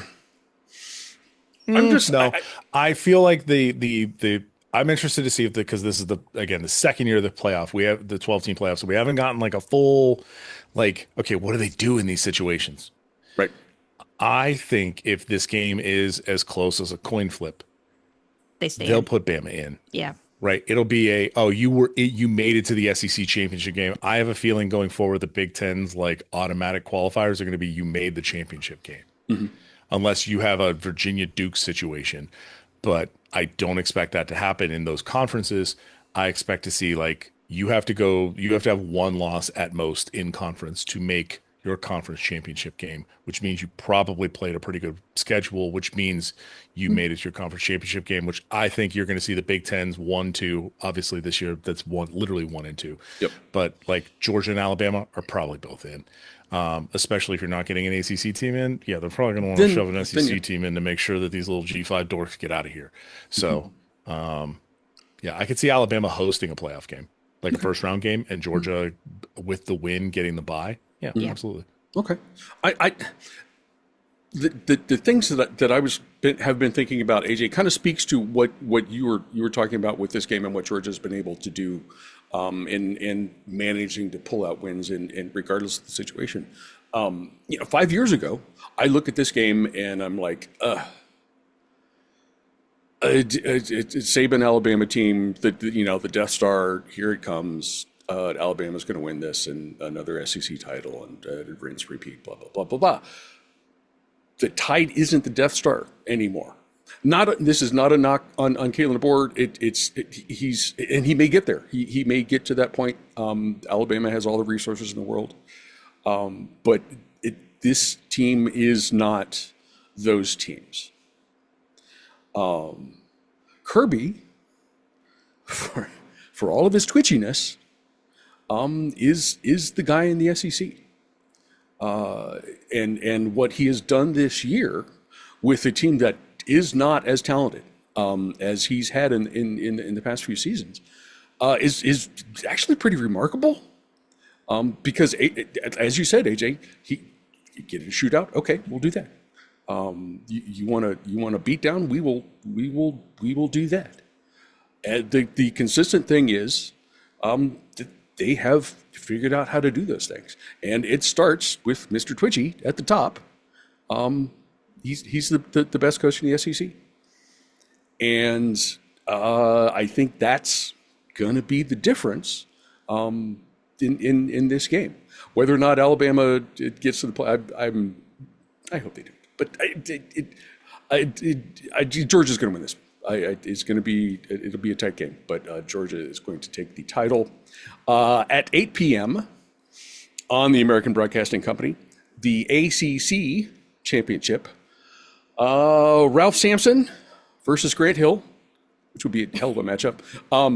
Duke versus number 17 Virginia. This game is being played in Charlotte. UVA is favored by 3.5 points. The AJ Fun Index is 57.5. AJ, it'd be a great basketball game. Virginia played that weird trap ball, which was awful to watch. Okay. No, we do not stand Virginia basketball in this household. We want points. We want threes and dunks. None of this like, oh, we're going to play 25-second play. Get out of here, dorks. You lost to UMBC and we all laughed. Yes. Anyways, yes. I want Duke to win this game. I truly do. For a few reasons. Number one, 2 G5 champions getting into the playoff over a 5-loss ACC champion. Tremendous content. Number one. Number two, it would be hilarious for the ACC to fully eat itself, right? The ACC has not fully eaten itself yet. There's still time. Virginia is the last bite. Okay. If Virginia wins, they will be ranked ahead of at least one of the G5 champions, and they will make the playoff. They will lose quickly, but they will be missing the playoff. I need Duke to win this game for the ACC to fully eat itself and for all of the giggles to happen at basically this entire conference. And then reminder of all the shenanigans about, the TV rights and like money that you get based on viewership to try and appease Clemson and FSU and all these other things. And then FSU goes out and loses. They don't get to bowl eligibility because Florida beat them. Mm-hmm. That's something we didn't talk about in the rivalry week. Florida whooped Florida State. Yes, they did. By a lot. There was that. Yeah, the fact that Mike Norvell continues to be the head coach at FSU is entirely buyout related. That's it. Duke winning this game would be hilarious. I need to see Duke actually put some points up in the first quarter. They've struggled to get points on the board. Their defensive success rate against the pass is not great. Thankfully, Virginia doesn't exactly throw the ball a ton. Chandler Morris is good, but he's not. He's good. He's better than most, but he's not really it. I'm just going to take Duke for the giggles. Okay. Their defense against the pass is awful, but I'm going to take Duke here because I think it would be hilarious by the way, it would be hilarious for Manny Diaz to win an ACC championship before Mario Cristobal does. Just throwing that out there. I'm just putting these things out into the world. Former Miami head coach who did not win a championship. They canned him for Mario Cristobal because they thought Mario would take him to the next level. Mario has not taken them to the next level. He is taking them to a level. Carla, are we just going for straight giggles here? I mean, I want to. Yes. Okay. I mean, again, we just saw this game a couple weeks ago. Mm-hmm. Virginia went to Duke and won 34-17. I really want to pick Duke here, just simply so we can have a shot at getting Jimmy in the playoff. But the Duke defense is not good. Mm. The Duke defense is not good. The Virginia defense is among the best in the conference. Mm. I don't see it. I really, really want Duke to win this game. I don't see it happening. I'm not putting I'm not gonna put my eggs on Duke football. Virginia wins. Okay. But I want to be wrong. Okay. Totally fair. Totally cromulent pick. The ACC was nuts. As we have documented from week to week through this whole season. And it's left us this basketball game for the conference championship. Darian Mensah at Duke, a fine quarterback, throws the ball well, and they're especially their pass offenses is a nice thing.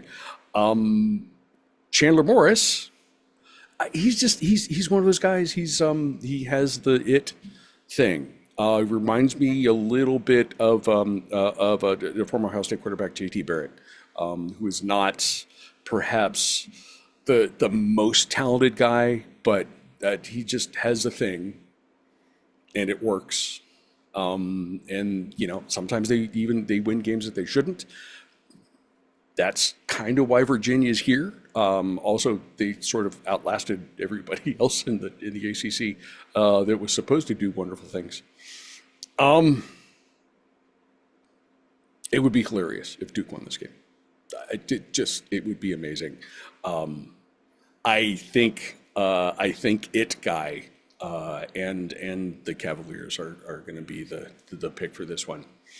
And then finally, the Big Ten Championship, also at 8 p.m. on the Fox Network. Number 2 Indiana versus number 1 Ohio State. This is in Indianapolis. Ohio State's favored by 4.5. The AJ Fun Index is 48.5. Carla, how's this going to go? AJ, you just did the coin flip for Georgia, Alabama. You could do the same thing here. No. Do you need me to flip one? Yeah.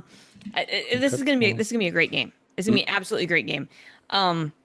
Defensively, both these teams are at the top of the conference in nearly every category. Indiana's defense is not going to let Ohio State get their ground game going. They are really, really good against the run. There may be some wiggle room in the secondary. So a key for Ohio State here is to get Julian Sand and that wide receiver room going. Offensively for Indiana, they want to run the football. That's going to be real tough against Ohio State. So I was looking for, like, what's your edge here, right? Because this is strength on strength. Like, both these teams play good offense. Both these teams play exceptional defense. What gives? I found something really interesting as I was coming through, because I was literally looking for anything, any kernel that I could hang on to. Okay. And Crappy, I hate to break this to you, but Indiana is plus 17 in turnover margin. Leading the Big Ten, and it's not close. Right. It's not close. Coin flip for me on who wins this game. Okay. I think Indiana has a bigger win this season against Oregon.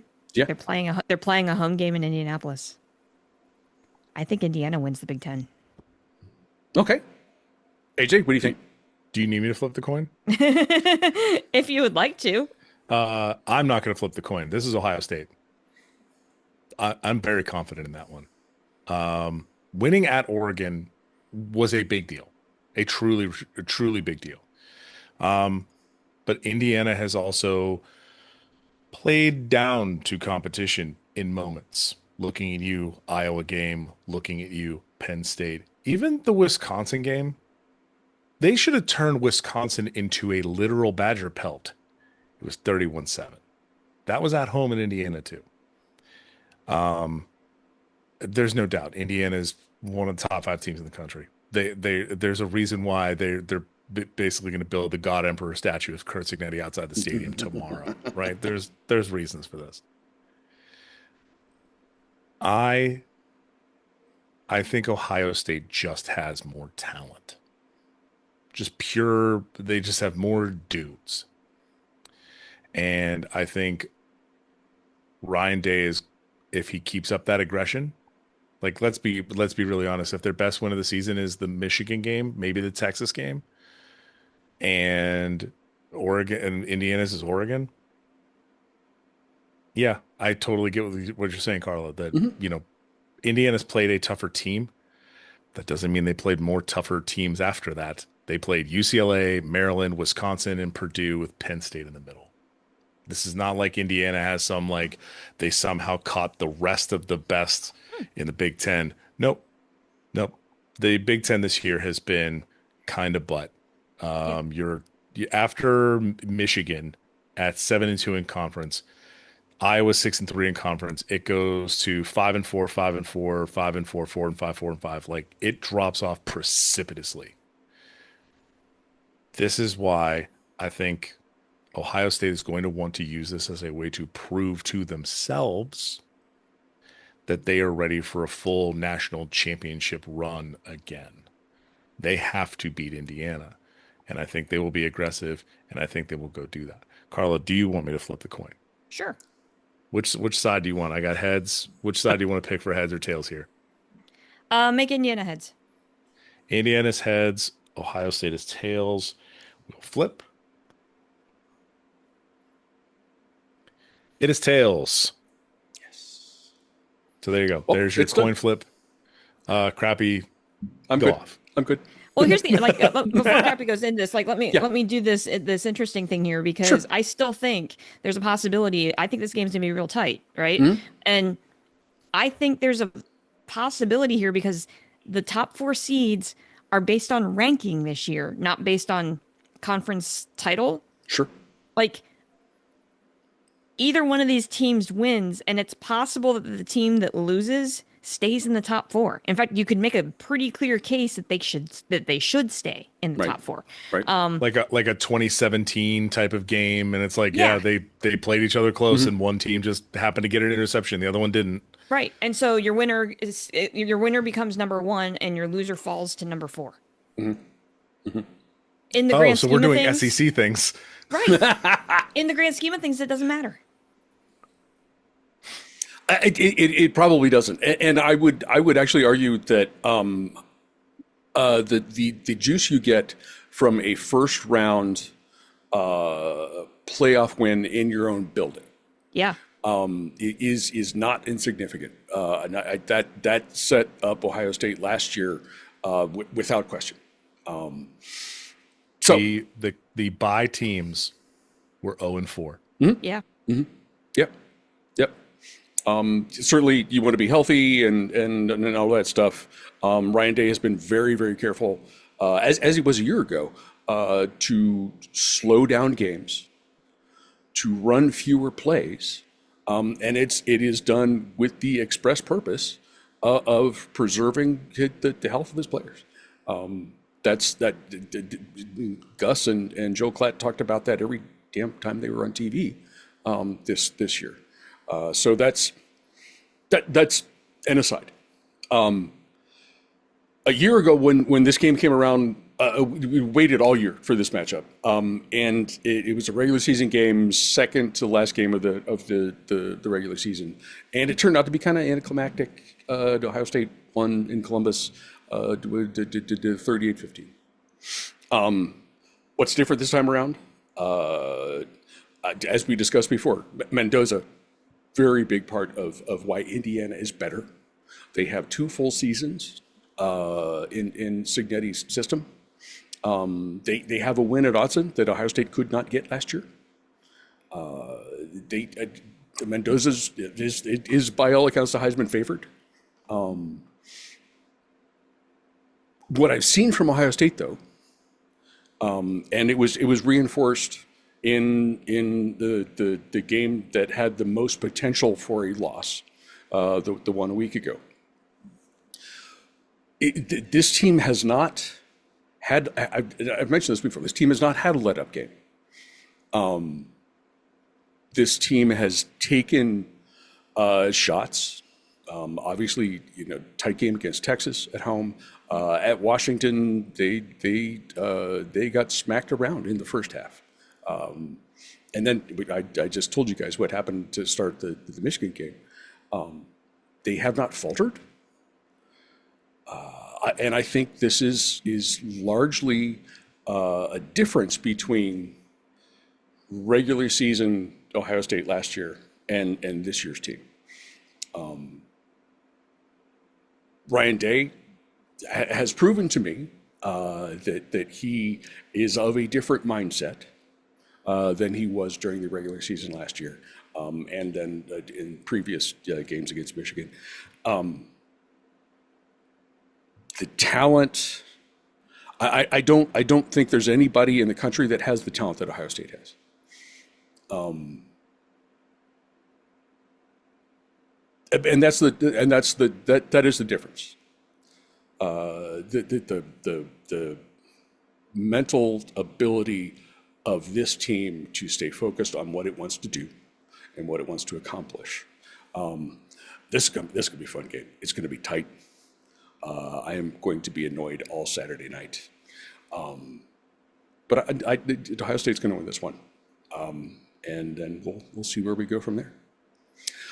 Boys and girls, you can hear the Carla and Crappy Show on Apple Podcasts, Spotify, Google, and a variety of other podcasting hosts. You can watch us on YouTube and or on the show's Facebook page. You can read us on our Substack.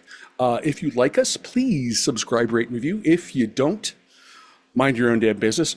Be sure to come back next week when we'll be joined by a cast of thousands to incorrectly pick a whole bunch of silly bowl games because it's Bowlapalooza time. Woo. Guys, before one quick thing before we get to final thoughts. I mentioned there were a couple things that are coming up in the meantime that we just don't really have we're not going to be able to address later. Also on December 13th, at 3 p.m. on CBS. It is Army versus Navy in Baltimore. Navy is favored by 4.5 points. The AJ Fun Index is a military appropriate 38.5. AJ, what do you think? It's hard for me to go against Navy this year. You got the damn boat. You got the boat right there behind you. This is a boat. This is not a Navy ship. It's a boat. Somewhere in here, I have the actual. This is a ship, by the way, for those of you who are watching on video. This is a ship that my uncle built for my dad, and it was in my dad's house for a very, very long time. My sister gave it to me for my 40th birthday, which was neat of her to give me a gift that this was from my dad.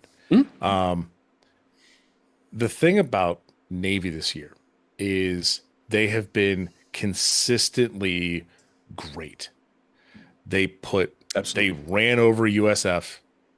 They are capable of putting up big numbers. They were in the American Conference Championship race until the literal last day when UNT and Tulane won their games. I mean, they were playing Charlotte and Temple. Sure. Wasn't a reach, but I can't go against Navy here. They've looked the better team all year. Army did go into the Alamo Dome and beat UTSA, which is something a lot of other teams attempted to do this year. It did not go well for them. But yeah, I'm taking Navy here. Okay. I think they're the better team. Okay. Carla, what do you think? As if you had to ask.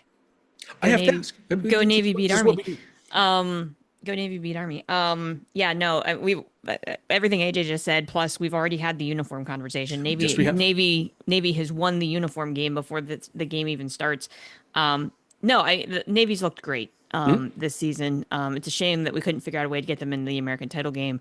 Darn on you, both Tulane and North Texas, for winning your games.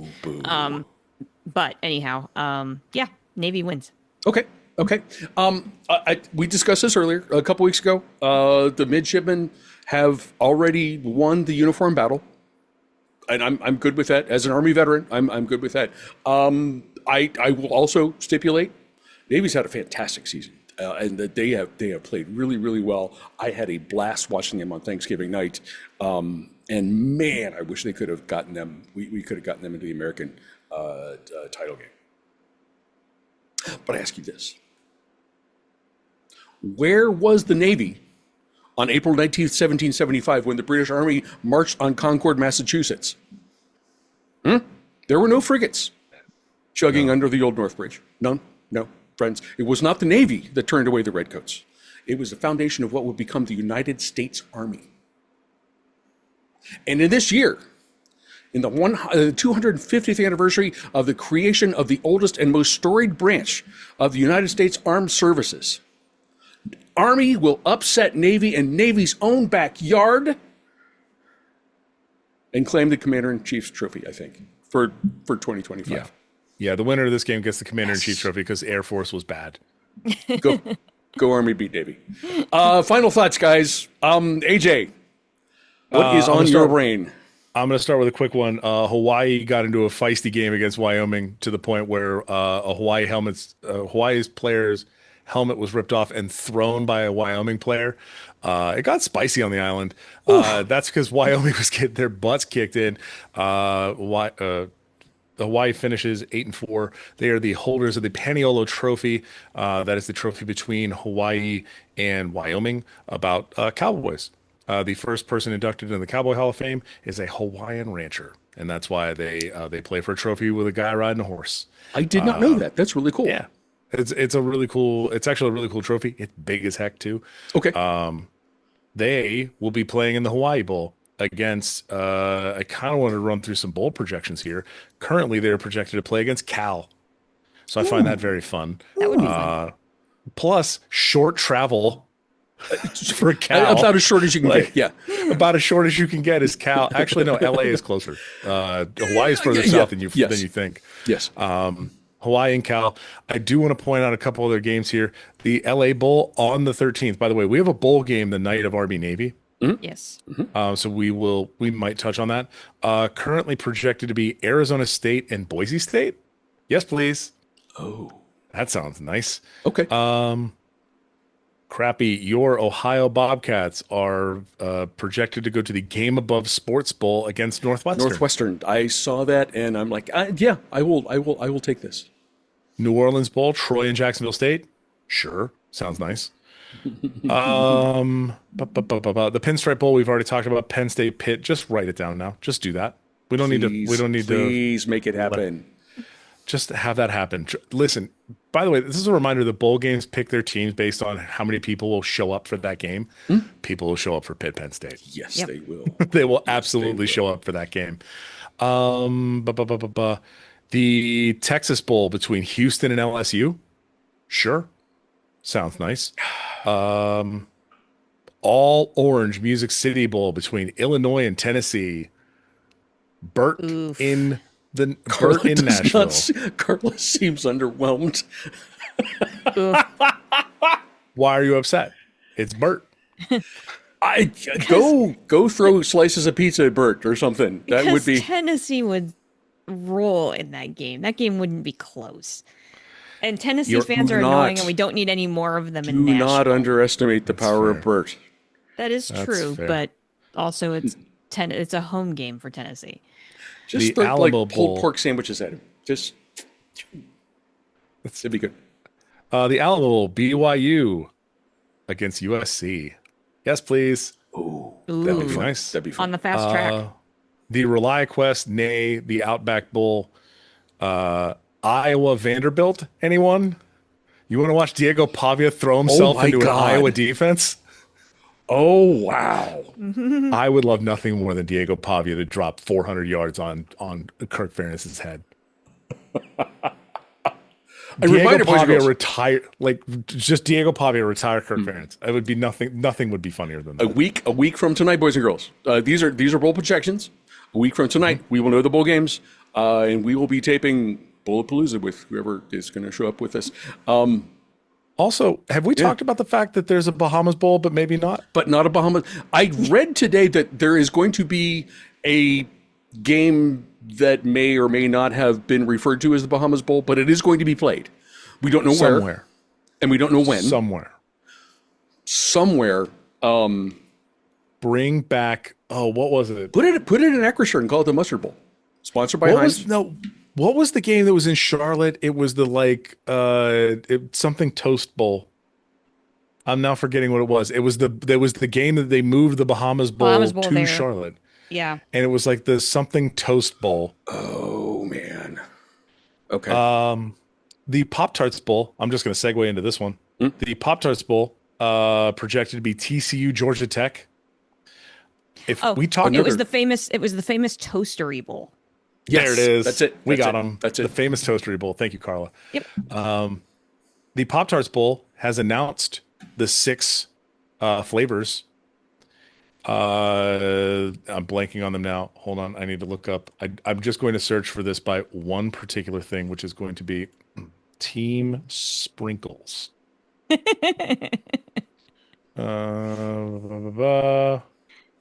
Jump. Oh, here it is. Team Sprinkles and Team Frosting? Was it? It's Team Sprinkles versus Team Swirls. Swirls. Okay. Team Sprinkles, captain, and I had to go out and get them because we're Team Sprinkles in this household. Protein Slammin' Strawberry? There are protein Pop-Tarts now? Protein Pop-Tarts. Yeah, they're very good, actually. I also was not aware of this. So, okay, I get it. That's actually like a decent thing for breakfast. Your captain of Team Sprinkles is Protein Slammin' Strawberry with frosted cookies and cream and frosted cherry. Frosted cherry being my absolute favorite of the bunch. Nice choice. Against Team Swirls, captain is chocolate chip cookie dough with frosted wild berry and frosted hot fudge sundae. The team will be toasted, and as the lore states, they will be sacrificed and ascend to mouth heaven. That is the actual phrasing they are using in the. This is the copy that we are reading. Okay, we are Team Sprinkles on in this household. Okay, I'm very, very excited for this, and there would be nothing funnier than Brent Key and Haynes King eating 3 giant Pop-Tarts to finish their season. Brent Key being covered in Duke's mayo might be funnier than that. Just saying. Carla, what final thoughts do you have? So I just have one kind of overarching final thought, and that is, we entered a bracket pool for the FCS. How are we doing? How are we doing? Well, I can say our initial round was not great. However, we did not lose anybody that progressed further into the bracket like some of our competitors did. I do not know official standings. Okay. Point totals have not been tabulated because we're doing this whole thing in a text thread, which is annoying. So I don't know what the scores are and what the standings are at the moment. I do know that we went 4-4 in the first round games. For the record, I totally would have been 100% with you guys in picking Youngstown State to stomp Yale, and that did not happen. That did not happen. No, Yale won that game, and then Harvard got their pants beat off. That was crazy. So yeah, nice showing from the Ivy League in the first week, first season. But anyhow, so we progressed into the next round. So all of those games, if championship week wasn't enough for you, there are a whole bunch of FCS games also happening. They are all on Saturday. A quick run through, run very quickly. Villanova at Lehigh kicks things off at noon Eastern. South Dakota at Mercer's also at noon Eastern. At 1 Eastern, Illinois State at North Dakota State. So we'll see if the Bison can get things going. Also at 1, North Dakota at Tarleton State. That one should be entertaining. At 2 o'clock on ESPN2, we get a nationally televised FCS game. That's the SWAC championship. It's mixed in here. Prairie View A&M and Jackson State. That game is at Jackson. Nice. So that game is on ESPN2. That's for the championship of the SWAC. That is separate from the FCS championship bracket. But definitely worth watching because it's on national television and it's in that kind of window where if the early games are kind of out of hand, you have that weird window until the SEC game kicks off. So like put that in the quad box, right? Does not hurt anything to check in. Back to the FCS stuff. Yale at Montana State. That should be mighty entertaining. That's at 2 o'clock on ESPN Plus. South Dakota State at Montana at 2 p.m. on ESPN Plus. A delight. Yeah, true that delight. game's gonna be fantastic. I'm real sorry, y'all. You're gonna have to find ESPN Plus, or I think by that point, that's 2 p.m. You're talking all ESPN networks. You could quad box that one. Yeah, in the ESPN app if you have an Apple TV. Yep. It's only on Apple TV. You can't do it on Roku. ESPN might. They do quad boxes, but it has to be pre-built. You can't pick one. Apple TV lets you pick. Okay. Yeah. That's a reason to buy an Apple TV. Last couple, Abilene Christian at Stephen F. Austin. That game's at 2 Eastern on ESPN Plus. And then there is one night game that is on ESPN2. Okay. Rhode Island at UC Davis. It's at 10 o'clock, AJ. Oh, there you go. We have after dark football. Because somebody at ESPN loves me. I want to thank whoever did this. I want to thank whoever said we're playing this under the lights. Because the rest of these games are at like 2 p.m. But that game is in Davis, California. So it was, okay, we're going to play this in, the middle of, we're going to play it. That's probably like a noon kickoff if they played it at 3 p.m. Eastern. I wonder if they had a choice. Like, we want to play this under the lights because then you get on ESPN. You're not getting on ESPN at 2 p.m. No. So, good job, UC Davis. And by the way, we love the Big Sky. Go UC Davis. Beat the crap out of Rhode Island. Abilene Christian, Stephen F. Austin, all purple. Yes. Oh, that is a very purple game. Nice. I'm the FCS playoffs roll on. Crappy, do we have any update on the D2 or D3 playoffs? I have not dug into those this week, and I had one additional note about Ohio State's trip to Ann Arbor. If you watch the game, you would have noticed for a pretty good stretch of time during the second half, Julian Sayin, when Ohio State had the ball, Julian Sayin is walking over about halfway to the sideline and taking play calls and going back to the huddle, getting the playoff. And Gus and Joel commented, they must be, and this was backed up by by Jenny Taft. Ohio State was having communication problems. Was not able to connect with the headset in the quarterback's helmet. Asked about that today in his weekly press conference, Ryan Day said, we were prepared for that. We had an inkling. I think that those were his exact words, that there might be communication problems during the game. So we had a system worked out. He was asked a couple different ways by a couple different people. So what did you know? And Ryan just said, we just thought it was the thing we should prepare for. You can take the Harbaugh out of Ann Arbor, but they still only know one way to win. That's all I'm saying. Got him. That's all I'm saying. Boys and girls, it's going to be an incredible weekend of football. Whether you're watching the FBS games, whether you're digging into FCS, D2, D3, they're all everything's on. Everything's on. Find a game you want. Give it a look. I am going to be especially stoked for 1 versus 2 on Saturday evening, but I'm going to watch every minute that I can. AJ and Carla, I know you guys are going to do the same. Yes. Thank you guys for filling in for me last weekend, and for doing everything that you do this week. Thank you, boys and girls, for watching the show, listening to the show, reading our fantastic show notes. AJ did the show notes last week, and they were really nice. They were well done.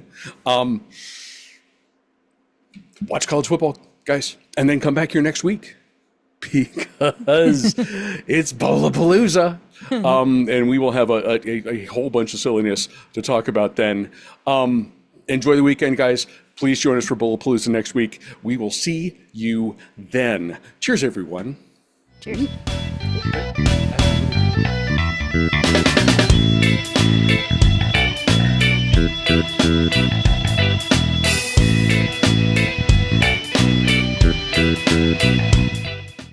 Yeah, people. Edible mascots infers digestible mascots. In this analysis, I will.